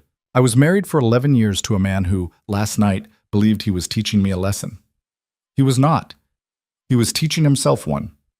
There are many things a husband can take from a wife. Her time, her work, her name, sometimes, if she allows it. But there is one thing he cannot take, because it was never given to him in the first place. A person's dignity does not belong to the person who tries to damage it. It belongs to the person who refuses to hand it over. She stopped. She folded the paper. Thank you for your time. She stepped back from the lectern. She turned and she walked, without hurry, without glancing sideways, without acknowledging the wall of flashes that had begun again the second her hand left the paper, toward the side door of the conference room. The side door was held open by one of her father's men. She walked through it. The door closed. She did not hear the sound the room made after she left, because she was already moving down the hallway, and the hallway was already moving away from her, and by 11:04 a.m. she was back in the lobby, crossing the black granite, and by 11:05 she was in the Mercedes, and by 11:06 the car was moving, and her father was in the tobacconist's doorway, and he had watched her come out, and he had already turned and was walking, slowly, east on Hermosilla toward the next thing. The next thing for Augusto Draven was a phone call. The phone call was to a man in Genoa. The man in Genoa controlled, among other things, the insurance on certain container movements in the Western Mediterranean. By 11:42 a.m., 40 minutes after Valeria Draven had walked out of the Voss building on Calle Serrano, 2 additional shipments belonging to a Voss holding subsidiary had been reclassified, on paper, from standard to under review. Neither of those reclassifications would appear in any newspaper for 4 days.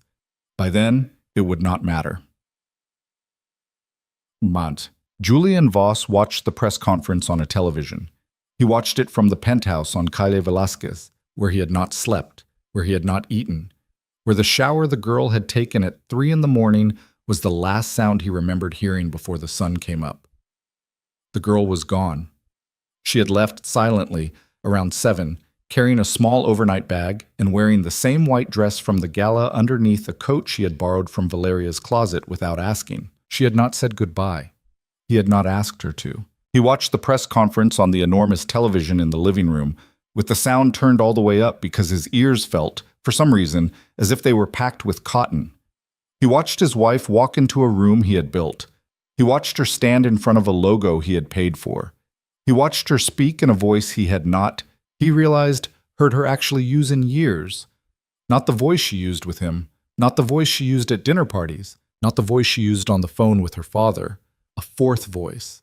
A voice he had never been allowed near, and he understood, listening to it, that this was the voice that had always been underneath the others. This was the voice she used when she was by herself. She said the word dignity. She said it once. Julian felt his eyes burn. He had not cried since he was 27. He was not going to cry now. But something hot moved behind his eyes, and he sat very still on the long white sofa in the penthouse he owned. And he watched his wife finish her statement, and he watched her walk out of his conference room. And he watched the Spanish television anchor cut away to a panel of commentators who were already, at 11:06 in the morning, beginning to use the past tense about him. Voss era conocido por. El señor Voss había construido. Durante los últimos años, su reputación había sido. Había. Era. Durante. He muted the television. He sat for a long time in the silence of the penthouse, on the sofa, with the muted television showing, now, a slow-motion replay of his wife saying the word dignidad, and he did something he had not done in a very long time. He thought about his father. His father had been a small man, a quiet man, unimpressive. A man who had worked 31 years for the same shipping company in Bilbao and had been laid off at 57, and who had not survived the laying off well. Julian had been 24. His father had lost the apartment. His father had come, for 3 months, to sleep on the fold-out bed in the living room of Julian's small rented flat. His father had, in that living room, begun to be afraid of things. Small things, at first. The mail, the telephone, the sound of the upstairs neighbor's dog. And by the end of that third month, Julian had come home from work one evening to find his father sitting at the kitchen table with a paper napkin folded very precisely in front of him. And his father had said, "Julianito, I am so sorry. I am so sorry. I did not mean to be a problem to you." And Julian had understood, in that moment, that he never wanted to be a man who apologized like that to anybody ever in his life. He had built his whole life to not be that man. He had succeeded. He had succeeded so thoroughly that he had, at some point in the last 11 years, forgotten that the thing he had been running from was not poverty. It was the shape of a man who had been reduced. It was the paper napkin folded precisely on the kitchen table. On the muted television, his wife disappeared through a side door. Julian looked at the phone on the coffee table. He did not pick it up. Instead, he did something strange, something that later, much later, he would not be able to explain to the therapist his second lawyer would insist he see. He got up off the sofa. He walked across the penthouse, through the long, pale corridor, into the room Valeria had used as her own. It was a small room by the standards of the penthouse. She had chosen the smallest of the spare bedrooms on purpose, had turned it into her dressing room and her reading room and her private office, and he had mocked her gently 11 years ago for choosing the smallest room in a 1,200 square meter penthouse. And she had said, "Julian, I like rooms where I can touch both walls at once. It reminds me that I am the biggest thing in them." He had not thought about that sentence since she had said it. He thought about it now. The room smelled like her. Not perfume. Valeria had never worn perfume. She had had allergies since she was 12. But something else. Something faint and specific. The particular smell of a person's clothes and books and skin over a long time. On the small writing desk was a stack of her papers. On the wall above the desk was the Goya drawing. It was a small sketch, a woman's face in three-quarter profile, and he had always called it creepy. And he had always meant it as a joke, and he understood now that his wife had not taken it as a joke. He sat down at the desk.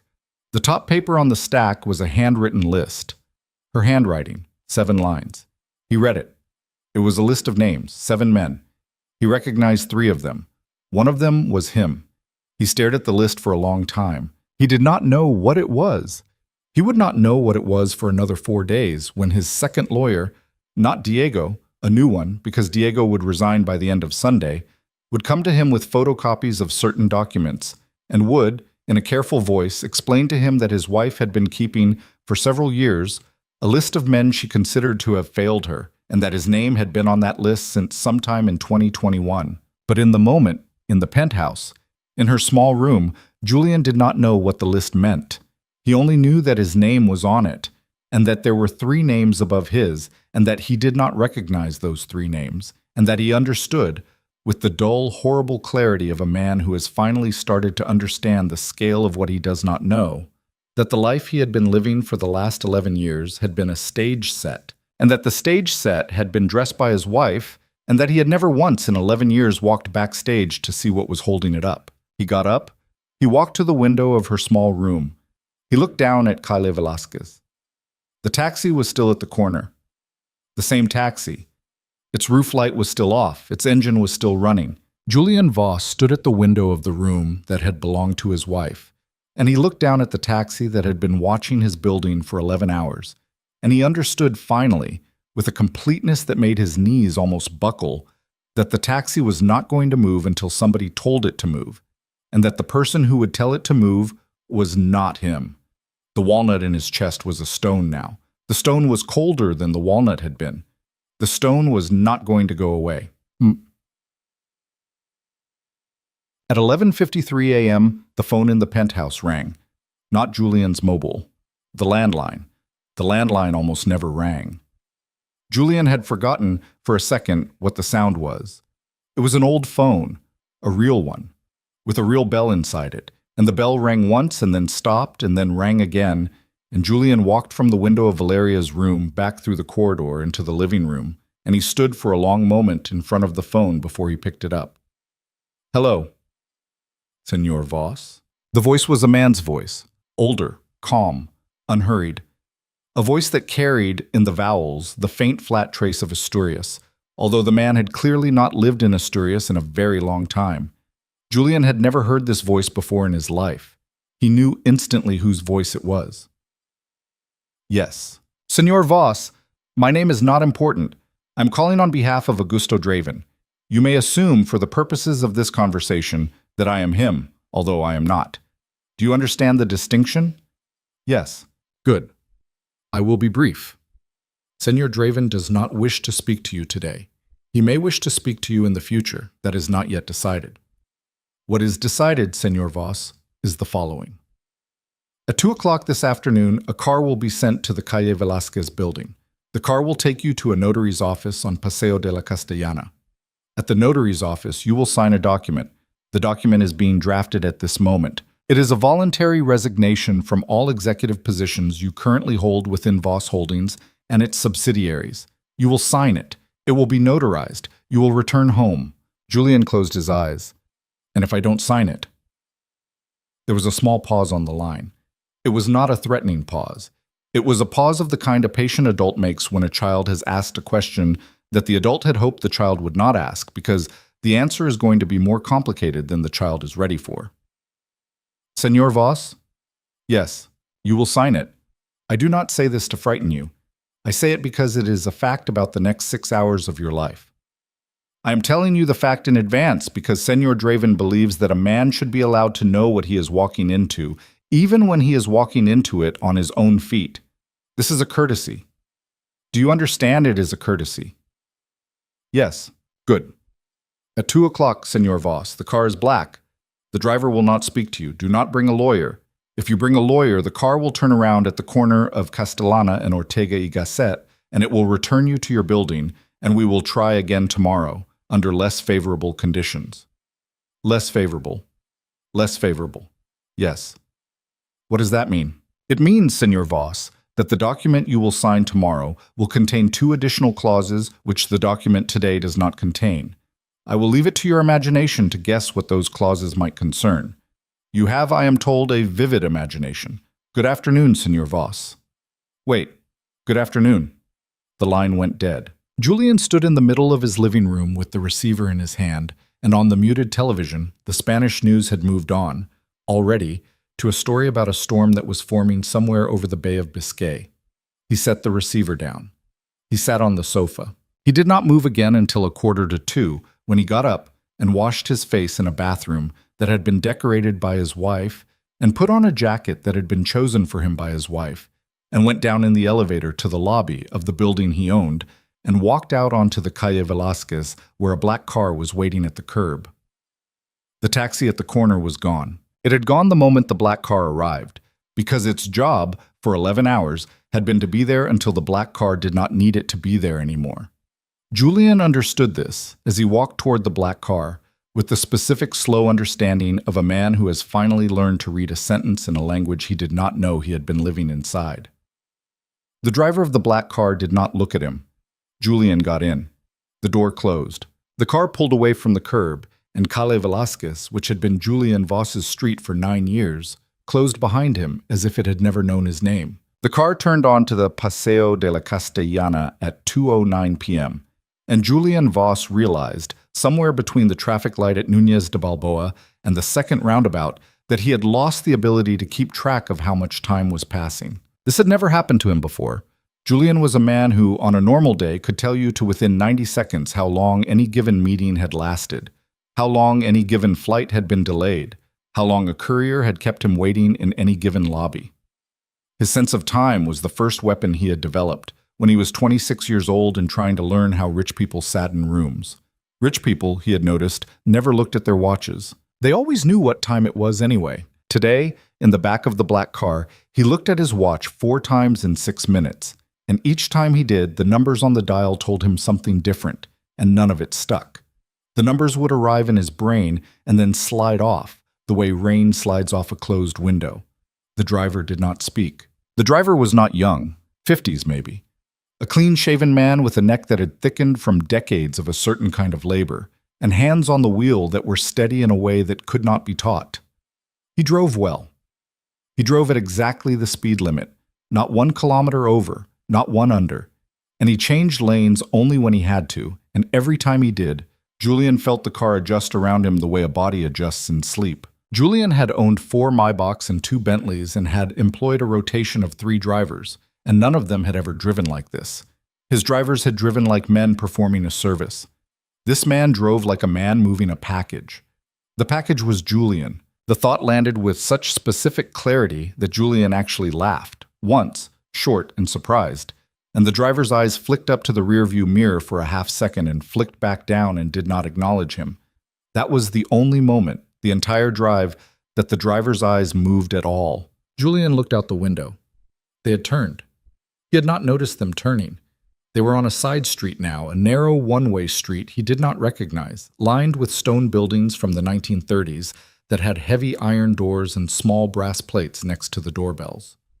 Old Madrid, real Madrid, the kind of street where a lawyer's practice had been in the same second-floor flat for 60 years, where a notary's office was not a business but a quiet arrangement between families, where doormen recognized you, or they did not, and there was no middle ground. The car stopped in front of a building with a green door.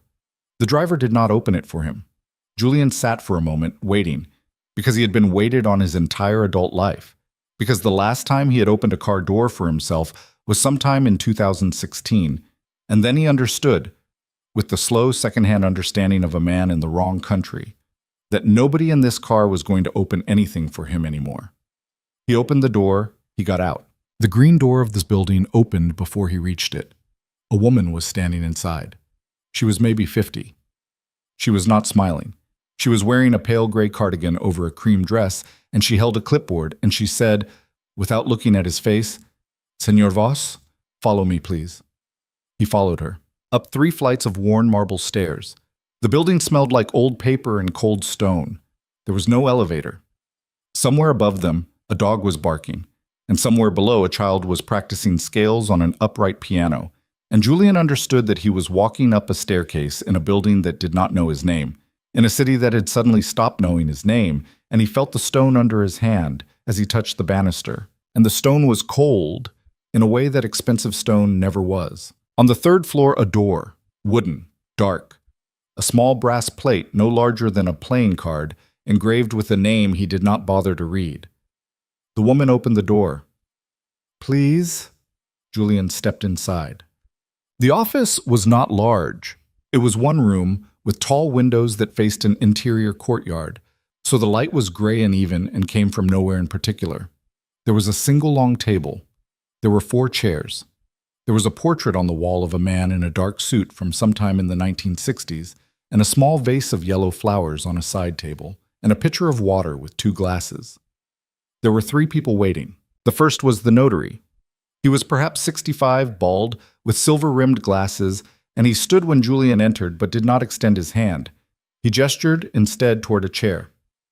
"Señor Voss, please sit." The second was a woman Julian did not recognize. She was in her 40s, with her hair pulled back into a severe knot, a dark suit, a leather portfolio. She did not stand. She did not look up from whatever she was reading. The third was Rafael Santarén. Julian had never met Rafael Santarén. He had read about him twice in Cinco Dias, years ago, in contexts that had made Julian think, at the time, that is the kind of lawyer I will eventually need. Santarén was a small man, 72, with a head of completely white hair and a face that looked like a carving of a polite accountant. He sat at the far end of the table with his hands folded on top of a thin blue folder, and he watched Julian come in, and his eyes were the color of weak tea, and they did not move. "Señor Santarén, Señor Voss, Please sit, Señor Voss." Julian sat. He sat across from the woman with the leather portfolio and diagonally from Santarén, and the notary took the chair at the head of the table. There was a 4th chair. It stayed empty. Julian looked at it and understood without being told that the empty chair was not going to be filled today. That the empty chair was the chair of a person who had not come because he did not need to come, because the shape of his absence was a more effective presence than his actual body would have been. Augusto Draven's chair.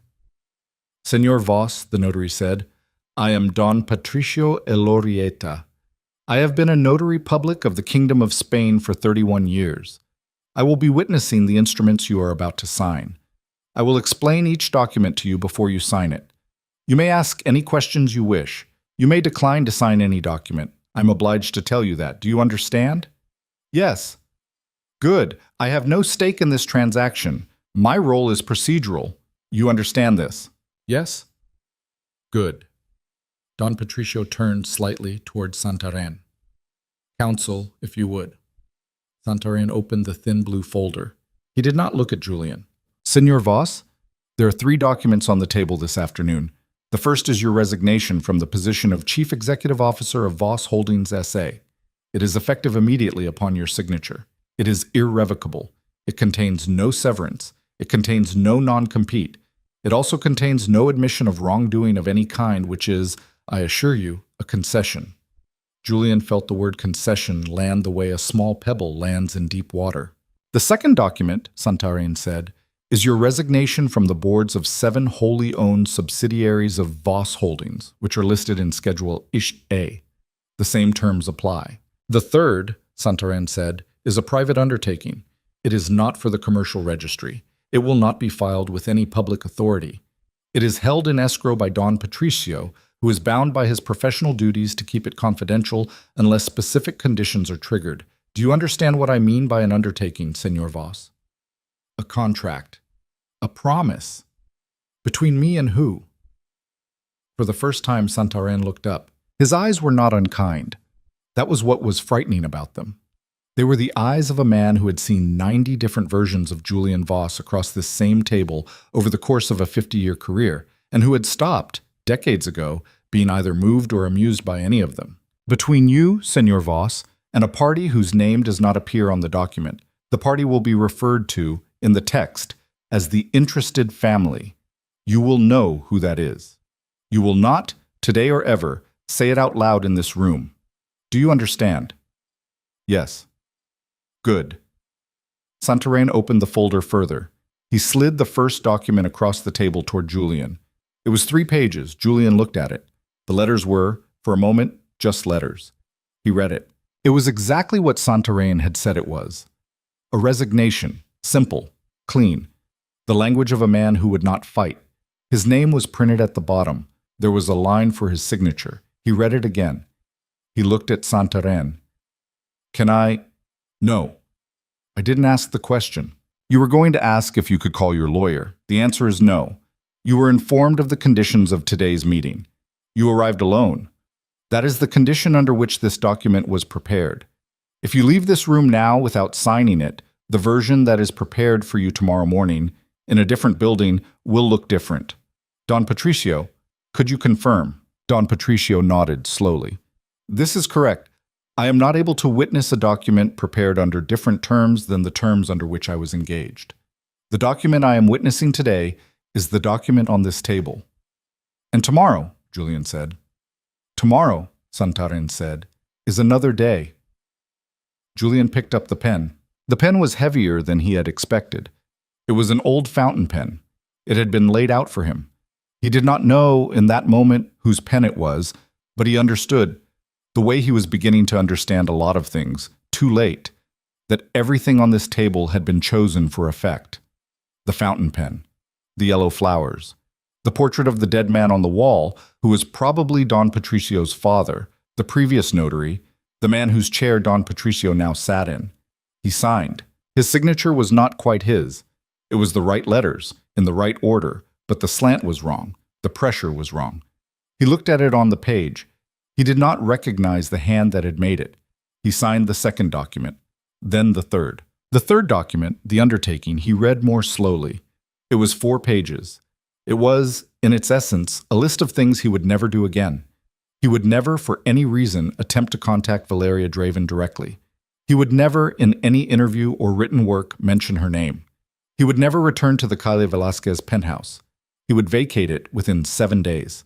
His personal effects would be removed by a firm engaged by the interested family and delivered to an address of his choosing, which had to be outside the province of Madrid. He would not, for a period of 7 years, accept employment or a board seat at any company headquartered in Spain, Italy, Greece, Portugal, Morocco, Argentina, Chile, or Mexico.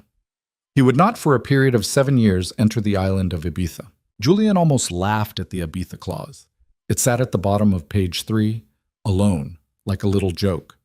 It was the only detail in the entire afternoon that was clearly personal, that had been written by a human being rather than a lawyer, that was meant to land on him specifically and to wound him specifically and to remind him, in the exact moment he read it, that a woman somewhere had thought about him carefully enough to include it. He thought, looking at it, of the seventh girl. He did not laugh. He signed. Don Patricio stamped the documents. He stamped them with a heavy brass stamp, the kind of stamp that had probably stamped 10,000 documents in the last 100 years in that office, and each stamp made a small hollow thump on the wooden table. Santarém closed the folder. "Thank you, Senor Voss." "Am I done?" "You are done here." Julian stood up. He was unsteady for a half-second, and he put his hand on the back of the chair to keep himself upright, and the woman with the leather portfolio, who had not spoken the entire meeting, who had not even lifted her eyes from her reading, looked up for the first time, and she looked at him, and she did not smile. But there was something in her face, something small and cold and almost academic, that Julian understood was the face of a person watching a man lose his balance in a very specific, very expected way. He walked to the door. At the door he stopped. "Santarém." The lawyer did not answer. He was putting his pen back in its case. "Santarém, can I ask you one thing?" Santarém looked up. "One," he said. Briefly. "Is she—" Julian's voice caught. He did not know, until that moment, that it was going to catch. He had not planned for that. He swallowed, and he tried again. "Is she all right?" The lawyer looked at him for a long time. Something moved across Santarén's face then, something that might have been the ghost of a feeling. Not pity. Santarém did not do pity, but something adjacent. The professional regret of a surgeon who has watched a patient sign a consent form without understanding what consent meant. "Senora Draven," Rafael Santarém said quietly, "is not your concern anymore, Senor Voss." He looked back down at his folder. Julian walked out. The black car was waiting downstairs. The driver still did not speak. The drive back to Calle Velázquez took 19 minutes and covered, by the grace of Madrid's one-way streets, roughly the same neighborhoods the first drive had covered, but in reverse, and Julian understood, slowly, in pieces, the way a man understands a language he is losing, that the driver was taking the long way on purpose. The driver was giving him time. The driver, Julian realized, had done this before. The driver had driven other men from their homes to green doors on narrow streets, to rooms with yellow flowers and portraits of dead notaries, and had driven them home again with the same slow, deliberate 19-minute route. And the route was not an accident. The route was part of the procedure.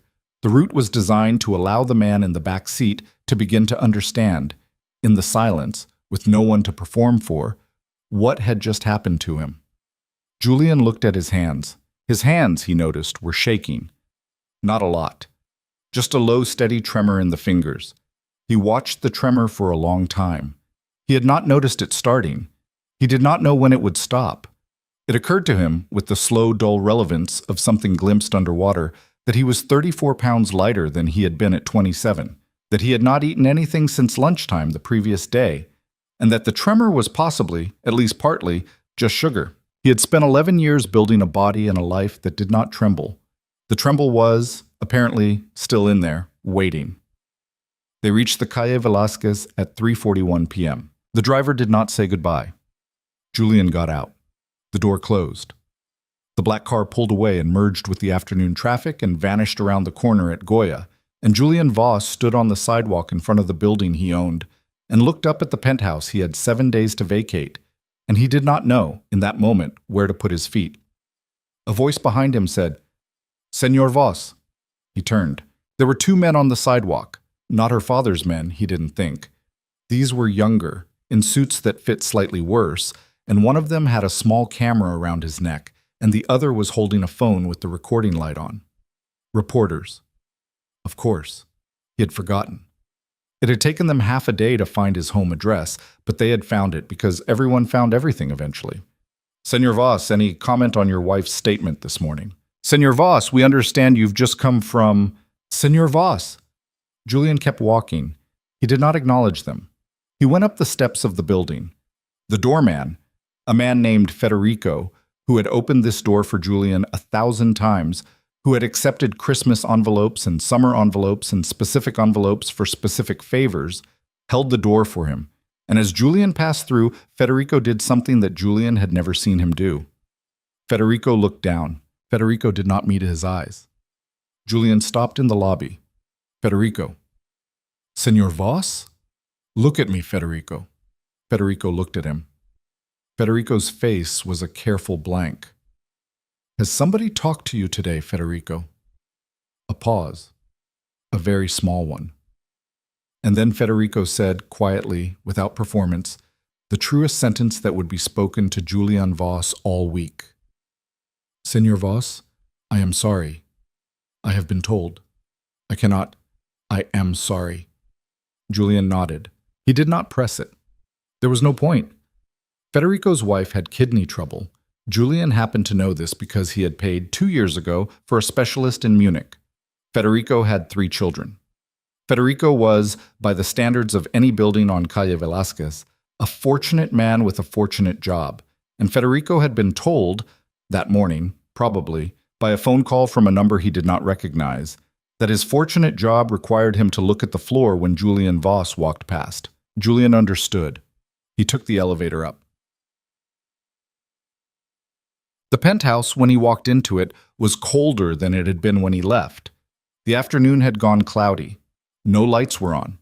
The muted television in the living room was still showing the Spanish news, and the Spanish news had moved already from his wife to the storm over the Bay of Biscay, which was apparently going to arrive over Galicia sometime after midnight. Julian walked through the penthouse. He walked the way a man walks through a museum he is about to leave forever. He walked through the living room, through the formal dining room where he had hosted 17 dinners in the last year, each of them for at least 2 billionaires. Through the library, where the books had been chosen by an interior designer and where he had read, at most, 4 of them. Through the master bedroom, where the bed had not been made because Gloria, who was Valeria's housekeeper, who had been Valeria's housekeeper since before the marriage, who had never, it was now clear, been his housekeeper at all, had not come that morning and would not be coming again. He ended, without deciding to, in Valeria's small room. The Goya sketch was still on the wall. The stack of papers was still on the desk. The list of 7 names was still on top of the stack.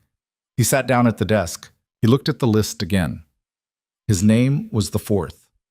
He thought now about the 3 above his. He did not recognize them. They were ordinary Spanish names, unremarkable. A Jose Maria, a Fernando, a Rodrigo. 3 men who were not billionaires, who had not been in any newspaper Julian had ever read, whose names were written in his wife's small, neat hand in black ink on a piece of unlined, cream-colored paper. 3 men who had, apparently, failed Valeria Draven before him. He sat with the list for a long time. Then, because he was 44 years old, and because he had nothing else to do, because his phone was in his pocket, and there was nobody to call, because the woman who had been his wife was not in this penthouse, and was never going to be in this penthouse again, Julian Voss did something he had not done in 30 years. He put his face in his hands, and he cried. He cried badly, the way men cry when they have not cried in a long time. The sounds were ugly. His shoulders shook. He did not cry for her. He understood, even as he cried, that he had not yet earned the right to cry for her. He cried for himself. He cried for the young man in the Bilbao apartment whose father had folded a napkin on a kitchen table. He cried for the man he had been at 30, who had walked into a benefit dinner in Barcelona and had seen a woman 3 seats away and had made a joke about soup. He cried for the 11 years he had spent, apparently, walking past every door she had opened for him without even seeing the doors. He cried for the Goya on the wall, which he had called creepy because he understood finally why she had hung it in the smallest room in the penthouse. It was so she could look at it alone. What? Across the city, in a small parlor on the ground floor of the Calle Almagro house, Valeria Draven was drinking a cup of tea. She had changed out of the navy suit. She had put on gray trousers and a cream sweater and a pair of leather flats that her mother had left her, and she had pinned her hair back with the same clip she had used as a teenager, a small tortoiseshell thing she had owned since she was 15. She had washed her face.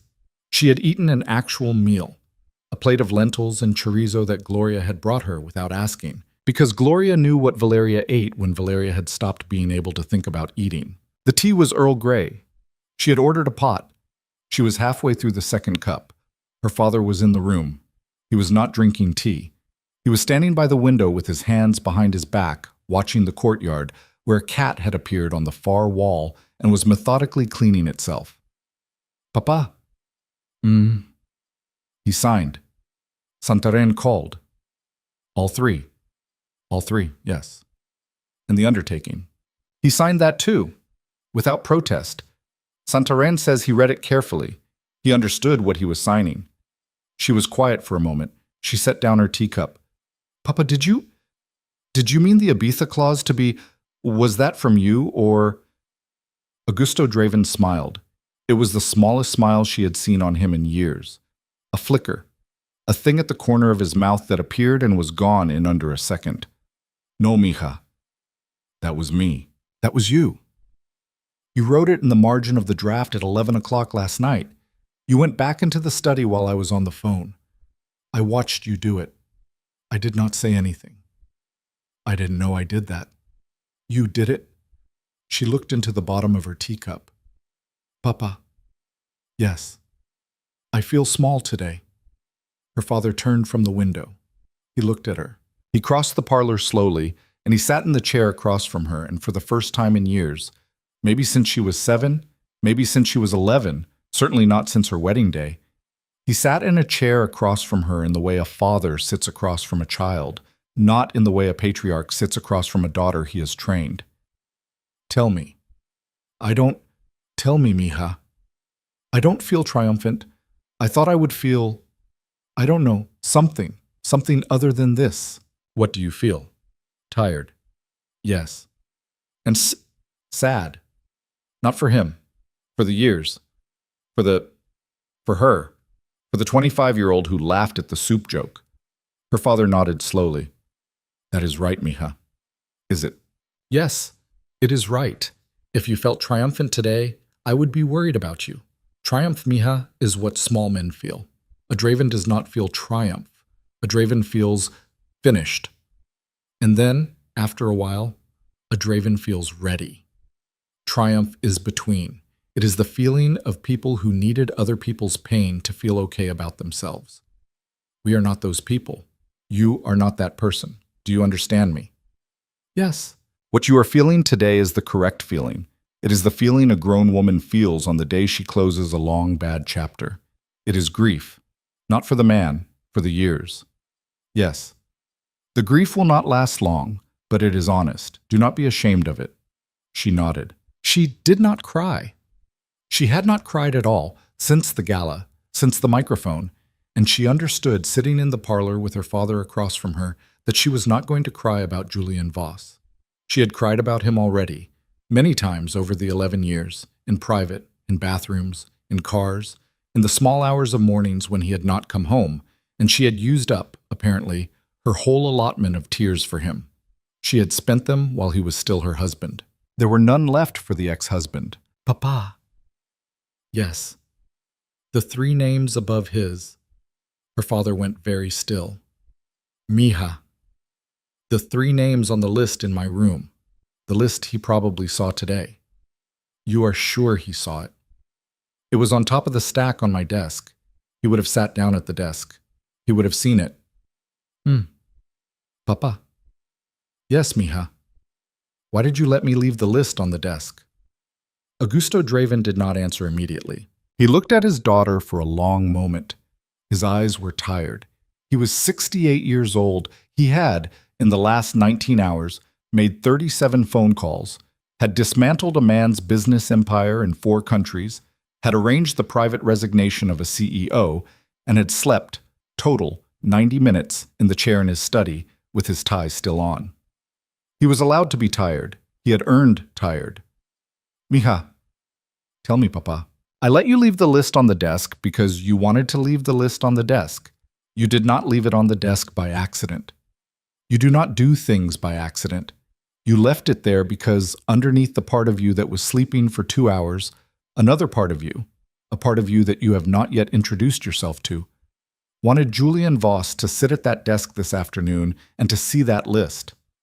Why did I want that? Ask yourself, mija, not me. She was quiet. She drank the rest of her tea. It had gone cold. I wanted him to know, she said, finally, that he was not the first man I was disappointed in. Yes. I wanted him to know that he was the fourth. Yes. I wanted him to know that the list is not about him, that he was not, even in his betrayal, a special event in my life. He was just the fourth name. He was an entry. Yes, mija. Is that cruel, Papa? Her father considered the question with the seriousness with which he considered all serious questions, which was to say he did not answer it for a long time. Cruel, he said at last, is a word you use for a person who takes pleasure in damage. You did not take pleasure, mija. You used a tool. You used it precisely. You used it once. A surgeon who cuts a patient is not cruel, even when the patient bleeds. He is doing his work. Today, you did your work. If you had written the list this week, in anger, to leave it on the desk for him, that would have been cruel. But the list is 6 years old, mija. You wrote the first 3 names before you even suspected him. You added his name 4 years ago on a Tuesday in January with a pencil you had borrowed from my study. Do you remember that? She remembered. It was the Tuesday after the Ibiza weekend. She had taken the pencil from the tray on his desk because her own pen had run out. She had written the name. She had told no one.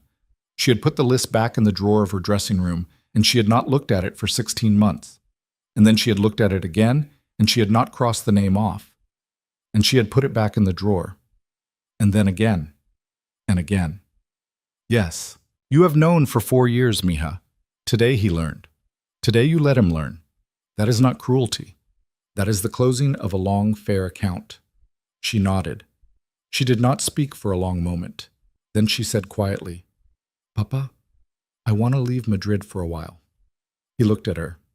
Where? I don't know. The house in Cadiz, maybe, for a month. Take Gloria. Yes. Take Mateo. Yes.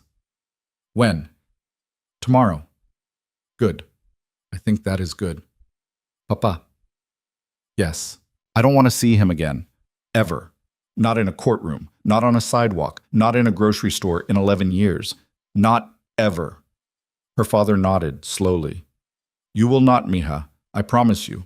I have already arranged it. He will not come back to this city, not in any way that places him in a room you are also in. You have my word. Thank you, Papa. He stood up. He came around the small table.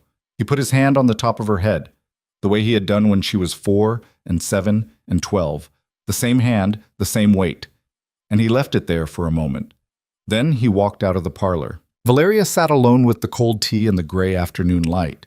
Somewhere outside, the cat had finished cleaning itself and was gone. The courtyard was empty. The house was quiet. Somewhere across the city, a man she had been married to for 11 years was sitting at her small writing desk with her list in front of him, and she did not feel triumphant, and she did not feel sad, and she did not feel any longer afraid of anything that could happen next. She felt, for the first time in 11 years, that she was in the correct room. That night, at 9:17 p.m., the phone rang in the Calle Almagro house. Gloria answered it. She came into the parlor 2 minutes later and stood in the doorway, and she waited for Valeria to look up from her book. And she said, in the voice Gloria used when she was delivering news she did not know what to do with, Señora, Gloria, it is about the girl. What girl? The girl from the gala, the actress. Valeria set the book down. What about her? She has gone to the newspapers. Which newspapers? Hola. Lecturas, 2 foreign ones. She is giving interviews, señora. She is saying things. What kind of things? Gloria hesitated. She is saying that she was not the only one, señora. She is saying there were others. She is saying she knows names. Valeria was quiet for a moment. Then she did something that surprised her. She laughed. It was a short laugh, not a cruel one, a tired one. The laugh of a person recognizing the specific shape of something they had half expected without knowing they had expected it. Is there a reporter on the phone now? No, señora, it is your father. He is on the line. He is asking whether you wish to speak or whether he should put him through. Yes, señora. Valeria picked up the receiver. Papa. Mija. The girl. Yes. Is this a problem? Her father was quiet for a moment. In the background, very faintly, she could hear the scratch of his pen. No, mija. No? No. The girl is a gift. A gift. Yes. Explain. Mija. The girl is doing, of her own free will, in public, with her own name, what we would otherwise have had to spend 6 months arranging quietly. She is naming names. She is naming dates. She is naming hotels. She is putting into the newspapers, for free, a thing that I would have had to put there myself, carefully, through intermediaries, at a cost. Instead, she is doing it. She is doing it because she is angry, because she is 26, because she believed him, because he has also abandoned her this afternoon. He has? He cut her loose at noon, through a press agent, a short statement. He said the relationship, quote, did not reflect his values. I am using his words. She has apparently taken this personally. Valeria closed her eyes. She almost felt sorry for the girl. Almost. How many names? She has given 3 so far. She claims to have 7. 7. Yes. Papa, that's... Mija, listen to me. This is not our work now. This is her work. We do not touch it. We do not help her. We do not hinder her. We do not speak. We are not in this story anymore. The story has moved past us. Your statement this morning was the end of our story. What happens now is between Julian and the girl apparently has a great deal more to say than he anticipated. All right. Go to Cadiz tomorrow, mija. Yes, Papa. Sleep tonight. Yes, Papa. I love you. I love you, Papa. She set the receiver down. She sat for a long time in the parlor, in the dim lamplight, with her book open on her lap, not reading it. She was thinking about the girl. She was thinking about the list. She was thinking about how the world sometimes arranged itself without your needing to push it. How a thing you had once dreamed about, in private, in anger, in the worst hours of a bad marriage, a thing you had thought only existed as a fantasy, the fantasy of every betrayed wife since the invention of marriage, which was that the other woman would one day turn on the man. Sometimes the world just handed it to you, casually, as a small side gift, while you were busy doing the real work. She did not smile, but something in her shoulders, some small knot that had been tightening since the microphone, loosened a little. She closed the book. She went upstairs to pack for Cadiz. Outside, the storm that the Spanish news had been tracking over the Bay of Biscay had arrived, earlier than forecast, and the first rain of it was falling on the roof of the Calle Almagro house, loud and steady, the sound of a city being washed, and somewhere across that city, in a penthouse on the Calle Velázquez, a man was sitting alone at a small writing desk, with his face in his hands, and the 7 days he had been given were already beginning to count down. The train to Cadiz left Madrid at 8:10 in the morning, and Valeria Draven was on it. She had taken a private compartment in the front car. Mateo was 2 compartments behind her. Gloria was across the aisle, knitting something pale yellow, the way Gloria always knitted on trains.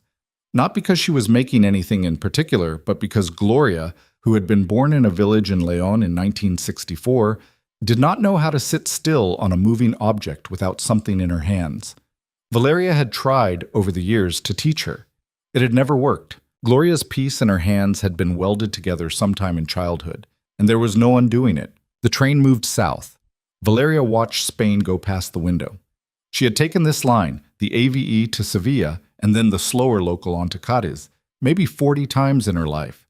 But she had not taken it in 6 years, because 6 years was roughly how long it had been since she had last gone to Cadiz without Julian. The country looked the same. The bright stubbled fields, the low white villages, the olive groves at the bottoms of the valleys. Spain did not change for anyone's marriage. She had brought 3 books. She opened none of them. She thought instead about the parts of the green folder she had not yet read. Her father had said 2 nights ago in the study, "There are 3 pages at the end that will not help you sleep," and she had closed the folder and had not opened it since. But the 3 pages were still in the folder, and the folder was still on her father's desk, and Valeria had come to understand somewhere between Madrid and Aranjuez that she was going to have to read those 3 pages eventually, and that eventually would probably be the first week of November, after Cadiz, after the quiet, after the storm broke. She was not ready yet. She knew herself well enough to know that, But she was, for the first time, able to see the day when she would be ready, and that was something. Somewhere around Ciudad Real, she fell asleep. The house in Cadiz was older than the country that owned it. It had been built sometime in the 1690s, on a narrow curve of Stone Street 3 blocks up from the Atlantic, by a widow whose name the city had forgotten. Valeria's family had acquired it in 1871 through a chain of paperwork involving a bankruptcy and a second cousin and a favor owed, and had held it ever since. It was not a large house. 3 floors, a small interior courtyard with a lemon tree that had been planted in the 1920s, blue tiles along the stairs, cool in summer, cold in winter, because the widow who had built it had not believed in insulation, and nobody since had improved on her opinion. Valeria had been born in this house's equivalent in Madrid. She had nearly died in this one. She had been 8 years old, the summer of 1997, and she had eaten something at a stall near the old market that her mother had told her not to eat. She had spent 4 days in the upstairs bedroom with a fever of 41, her mother sitting beside her with wet cloths, her father in the corridor on a phone that did not work well. And she had come back from it thinner and quieter and with the specific understanding, a useful one, it had turned out, that adults could be afraid. She had seen her father afraid that summer. It was the only time in her life she had seen him afraid. The memory had been a kind of foundation for her, ever since. She had not been back to the Cadiz house in 2 years. Gloria opened it. She aired the rooms. She swept the courtyard. She went to the market and came back with bread and tuna and 3 kinds of cheese and a bag of small, dark olives. And by evening, the house smelled the way it had always smelled: lemon, sea salt, old stone, the faint ghost of the olive oil that had been cooked into its walls for 3 centuries. Valeria sat in the courtyard in the last of the light. She did not cry. She was not, she had come to understand, a woman who cried. She had cried her whole allotment into other rooms years ago, and what remained was something else, something older than crying, something that looked from the outside like calm, but that was really just a very long form of paying attention. She paid attention that first evening to the lemon tree. She paid attention to the way the last sun turned the courtyard wall the color of an old coin. She paid attention to the sound of Gloria's knitting needles coming from an open window upstairs. She paid attention to the fact that her hands were not shaking. She went to bed early. She slept for 11 hours. She woke up, for the first time in 11 years, without wondering where her husband was. The story of Julian Voss, meanwhile, did what stories do. It spread. It spread the way a stain spreads on linen, slow at first, then suddenly everywhere at once. By the Monday morning after the gala, every newspaper in Spain had the story on the front page. And by Tuesday, every newspaper in Europe had it on the front page. And by Thursday, the Wall Street Journal had it on page 1 of the business section with a photograph of Julian that had been taken at Davos in 2019, a photograph in which he was laughing at something somebody had said. And the caption under it, Julian would read later that week in a serviced apartment in a neighborhood he had never previously visited, simply said Julian Voss, in better days. The girl, Camilla, held her promise. She named 7 women. She named them one at a time across 5 interviews in a release strategy that her new publicist, a shark of a woman named Inmaculada, who had been fired from Telva in 2017 for exactly this kind of instinct and who had been waiting 6 years for a client who would let her use it, had orchestrated with the calm precision of a general planning a small, winnable war. Each name came with a date. Each date came with a hotel. Each hotel came with a detail that was small enough to be deniable and specific enough to be true.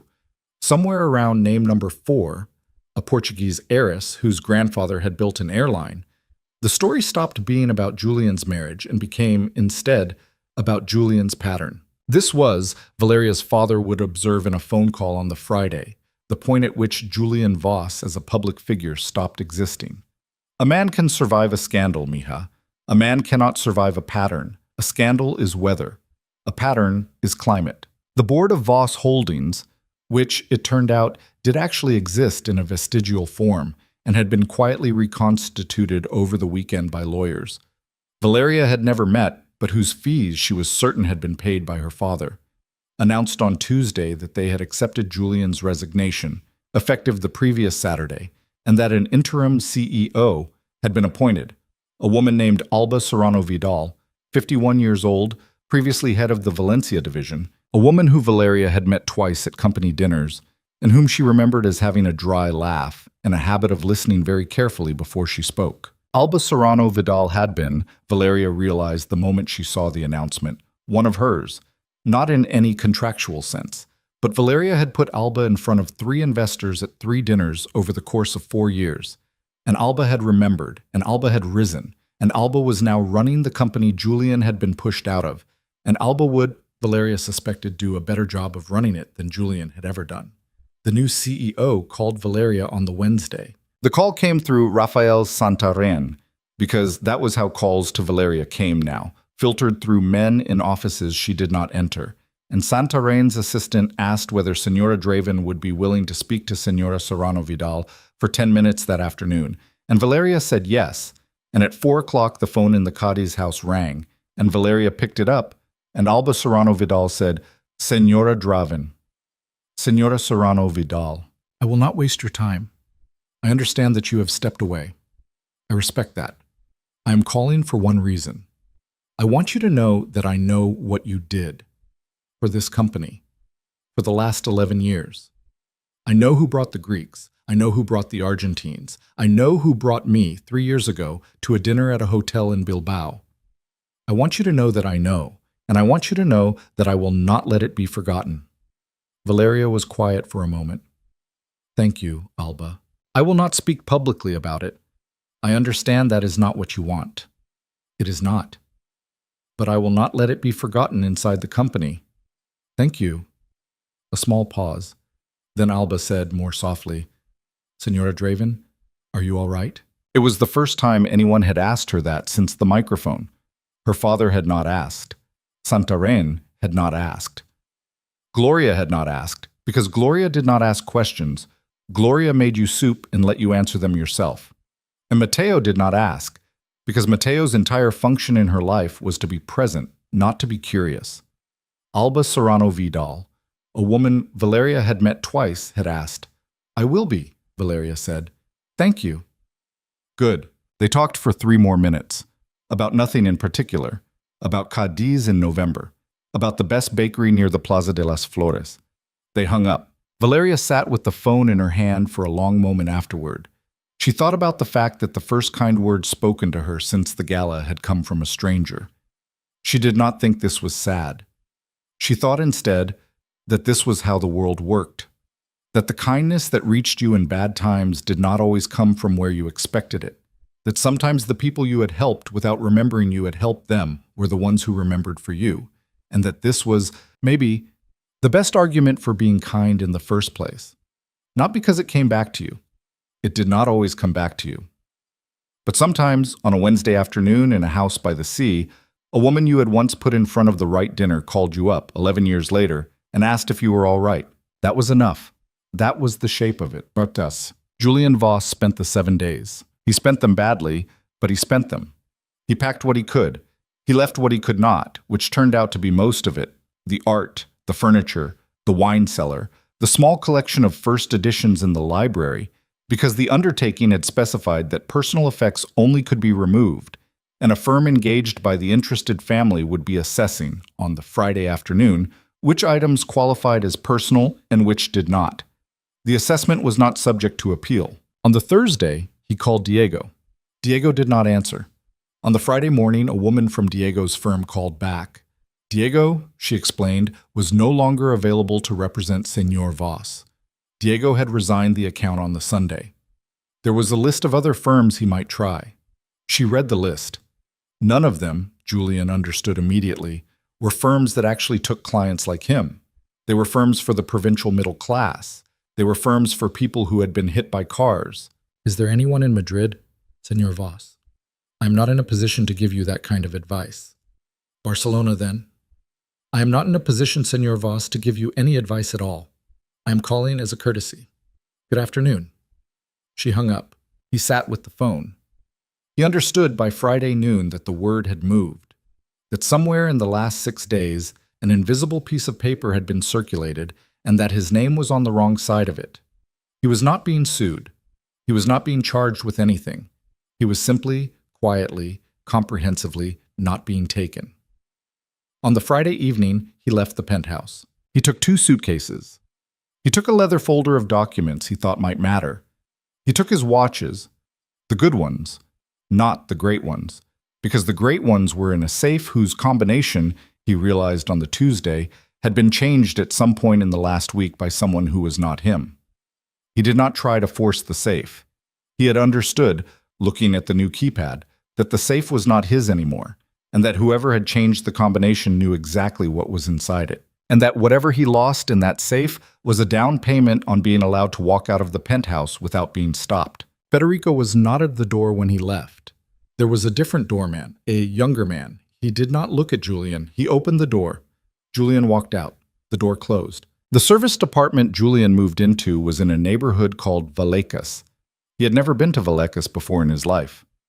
He had chosen it because it was far from Calle Velázquez and because the rental agent who had taken his call, the third one he had tried, the first 2 having not called him back, had said, in a voice carefully emptied of curiosity, that Vallecas was the only neighborhood in Madrid where she currently had a unit available on short notice, and he had understood what she was really saying, which was that the other neighborhoods had looked up his name. The apartment was on the 4th floor of a building with no elevator. It had 1 bedroom. The bedroom had a single bed. The sheets were gray and thin, a kind of polyester blend that Julian had not touched since his 20s, and that first night, lying under them, he remembered, with a clarity that surprised him, that almost made him laugh, the sheets on the fold-out bed where his father had slept in his apartment in Bilbao, which had been exactly the same kind of sheets, which had probably been exactly the same brand. He did not laugh. He lay in the gray sheets in the small apartment, and he listened to the sounds of a building in Vallecas on a Friday night. A child crying 1 floor up, a woman shouting in what sounded like Wolof 2 floors up, a television somewhere, playing football. And he thought about his father's paper napkin, and he thought about his wife's dignity, and he thought about the 7 names he did not recognize on the list on her desk. And he understood at some point around 2 in the morning that he was not going to kill himself. He had not thought he was going to, but he had been aware the last 4 days that the option was standing somewhere in the doorway of his mind, waiting to see whether it would be invited in. Around 2 in the morning on that first night in Vallecas, he looked at the option, and the option looked back at him, and he said out loud, in the dark, in a voice that cracked a little, "No." The option left.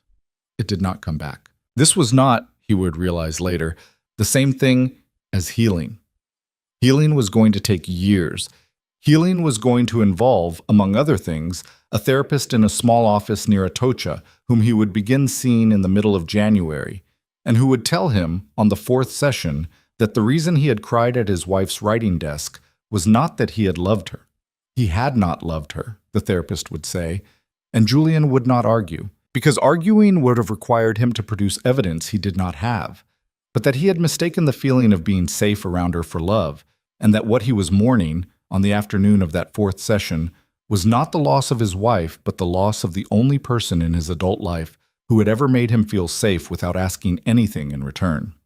The therapist would say at the end of that session that this was a sad thing, and that it was also an ordinary thing, and that Julian had better get used to sitting in rooms where sad and ordinary were the same room. Julian would not like the therapist. He would keep going anyway. That was Julian's story in the end. Not a great story. A modest one. A man who had lost a city and had moved to a neighborhood in that city he had never noticed, and who had, slowly, across many months, begun to become a smaller and more honest person than he had been, not because he was brave, but because he had run out of other options. The newspapers stopped writing about him around February. By April, he was a trivia answer. By the following autumn, he was, for most people, simply the name of a man they dimly remembered having been famous for something embarrassing once. He would live another 30 years. He would remarry, eventually, a woman he met in a bookstore in Zaragoza, and she would not be glamorous, and she would not know who he had been, and he would love her, quietly and without drama, for the last 14 years of his life. He would not see Valeria Draven again, not in person, not in any newspaper, because Valeria Draven would, by then, have become a person the newspapers did not know how to find. Valeria stayed in Cadiz for 5 weeks. It had been meant to be 1 month. She extended it by a week, and then a few days on top of that, and she walked along the seawall every morning at 7:30, in a coat that had belonged to her mother, and she began gradually to be a person again. She did not become in those 5 weeks a different person. That was not how it worked. The idea that catastrophe transforms you, that the bad thing happens and a new, wiser, steadier you steps out of the wreckage, was something Valeria had never believed in, and she did not start believing in it now. What the bad thing had done for her was reveal. It had cleaned the glass.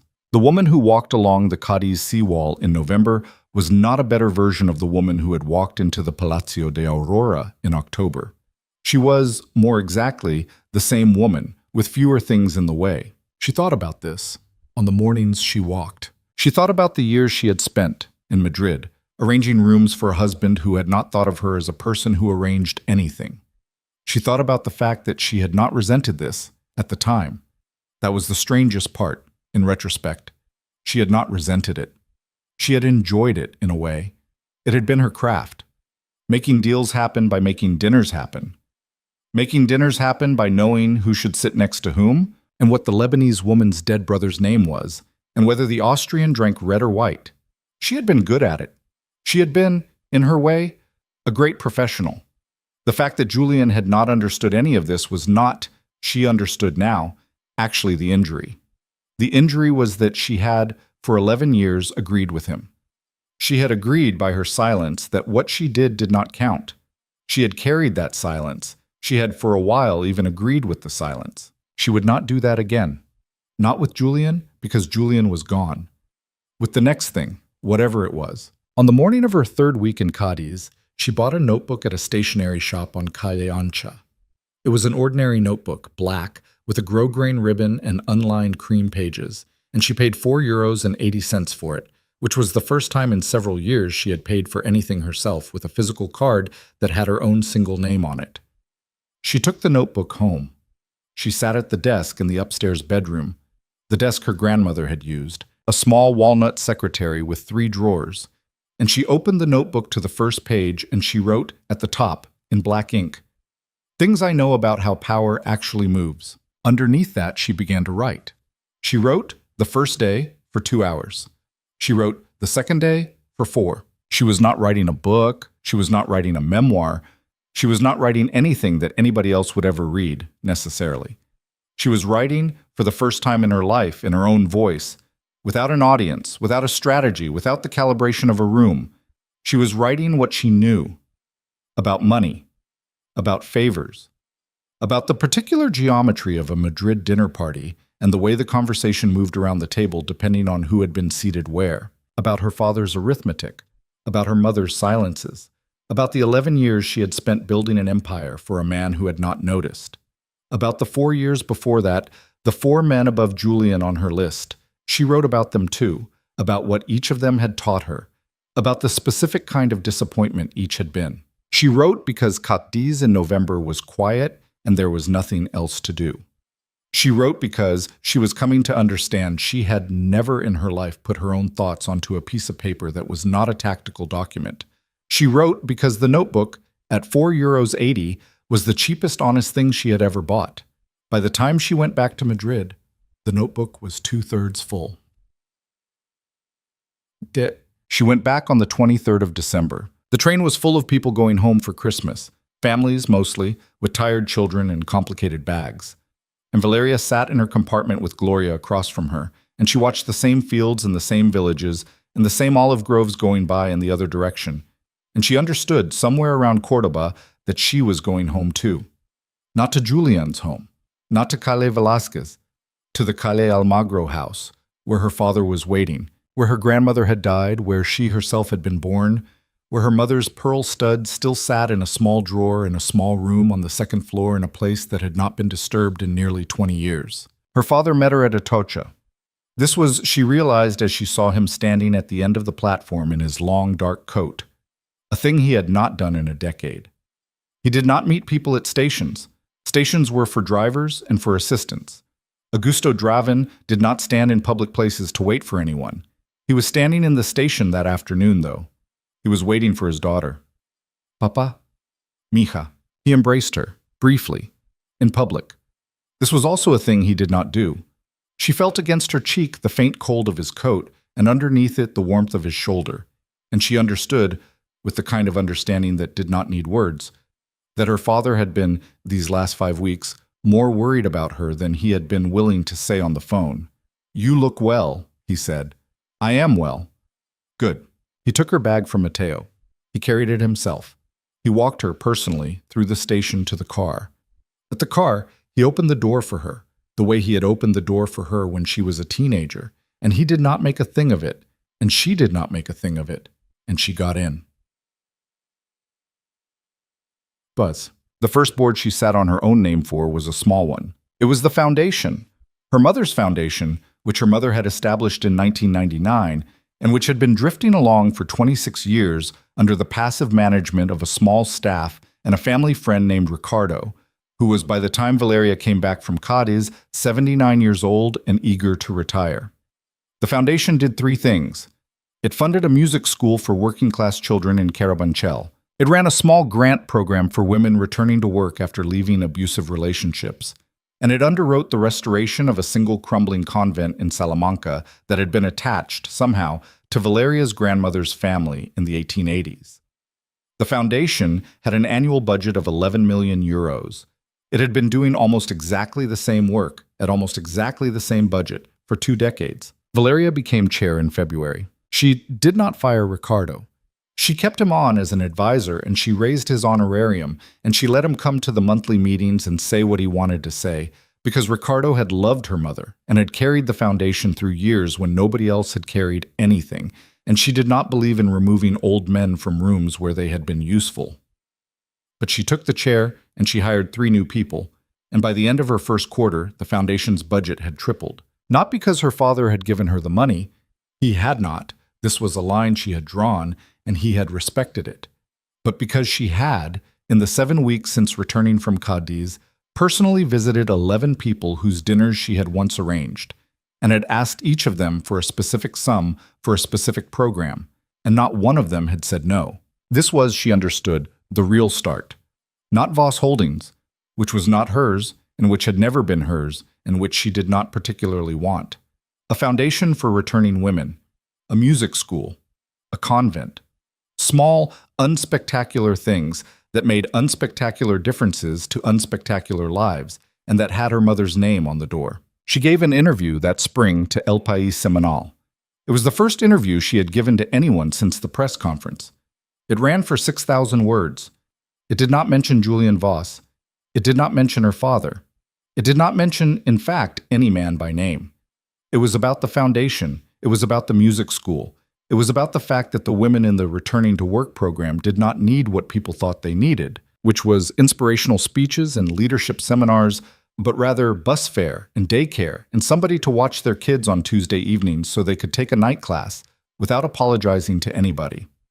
The interview was picked up in France and translated. It was picked up in Italy and translated. It was read in Mexico City by a woman who ran a similar foundation and who wrote to Valeria and asked if she would come, in the autumn, to speak. Valeria went. She had not given a speech since her university days. She was bad at it, at first. She did not have the pitcher's voice that her husband had had, the easy-carrying sound that filled rooms. Her voice was quieter than that. It made people lean in. She came to understand after the 3rd or 4th speech that leaning in was a thing she had always made people do, and that she had confused it for years with a flaw, with not being loud enough, when in fact it was a tool, and it had always been a tool, and it had only ever been a problem when the man next to her had treated it like one. She stopped apologizing for her voice. She got better at speeches. By the end of the following year, she was sitting on 3 boards in her own name. By the end of the year after that, 5. She did not run any of them. She did not want to. She had learned through 11 years of a bad marriage that she was not a CEO. She was a connector, a maker of rooms. She came to understand without any sentimentality about it, her father's daughter. Not in the sense of being a kingpin, because she was not. She had no appetite for that. She had no capacity for it. But in the sense of being a person who made things happen by knowing who should be where, when, and why. There was a word for what she was. Not a grand word. Fixer, maybe, in its oldest and best sense.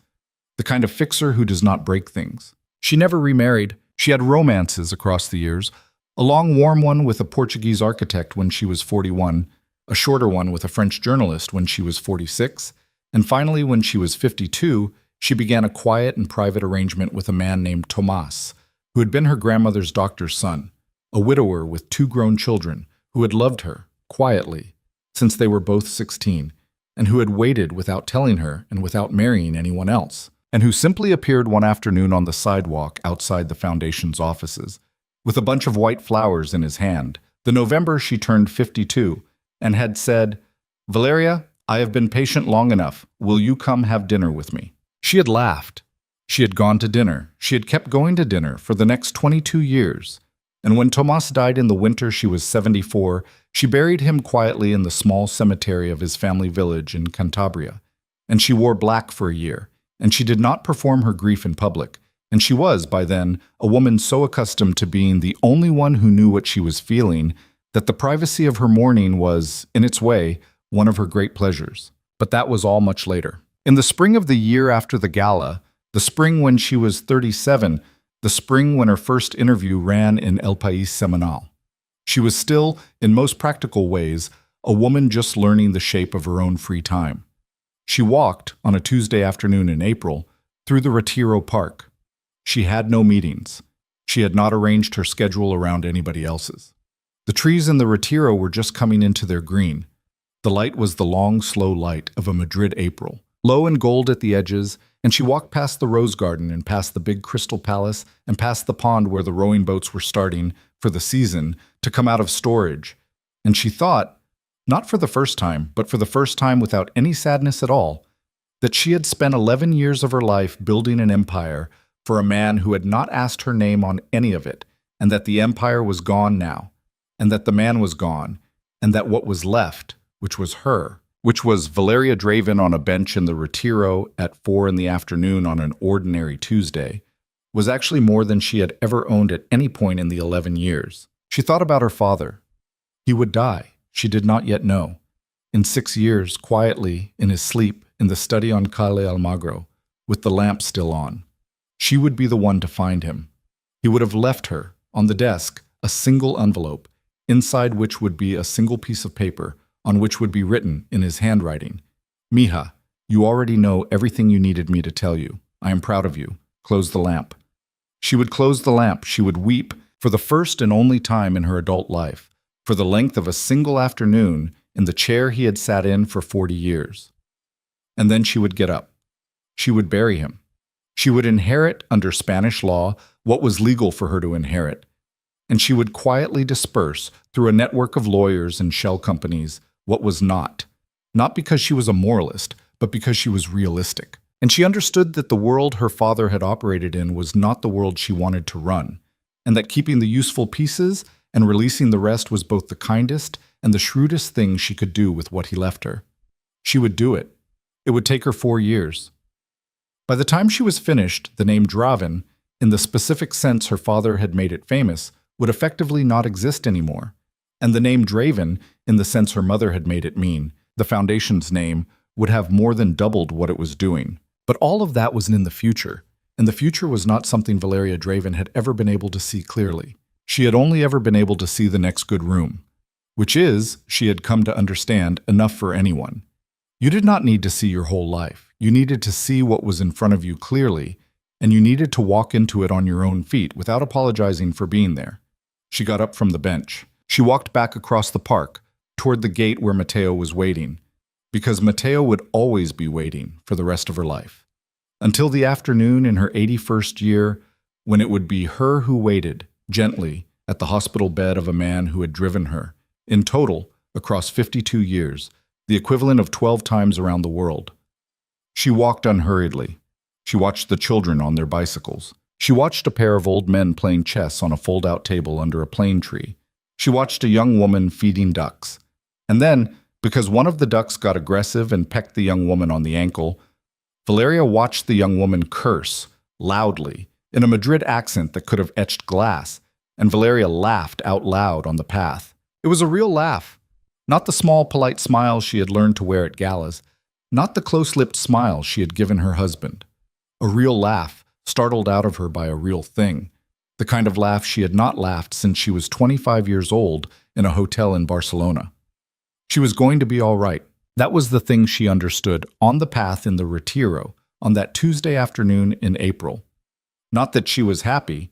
Happy was a simpler word, and she was not a simple woman, and she had not, since the age of about 17, trusted simple words, but that she was going to be all right, that the damage had not gone all the way through, that the young woman who had laughed at the soup joke was still somewhere inside her, not dead, just quieter, just waiting her turn, that the betrayal had not been the point of the story. The betrayal had been, in the end, the occasion of the story, the reason the story had been told, the reason the microphone had been picked up, the reason Valeria Draven had walked out of the Palacio de Aurora without stumbling and had walked into the press conference at Voss Holdings without looking at the cameras, and had walked along the sea wall in Cadiz at 7:30 in the morning and had bought a €4.80 notebook in a stationery shop and had written in it, for the first time in her life, things she knew.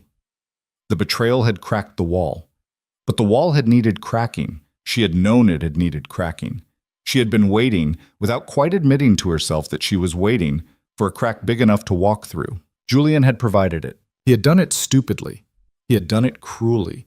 He had done it with a microphone in front of 480 people in a dress the wrong color. He had been, from beginning to end, an unworthy occasion. This, too, was a thing Valeria understood, and this, too, was a thing that did not make her sad.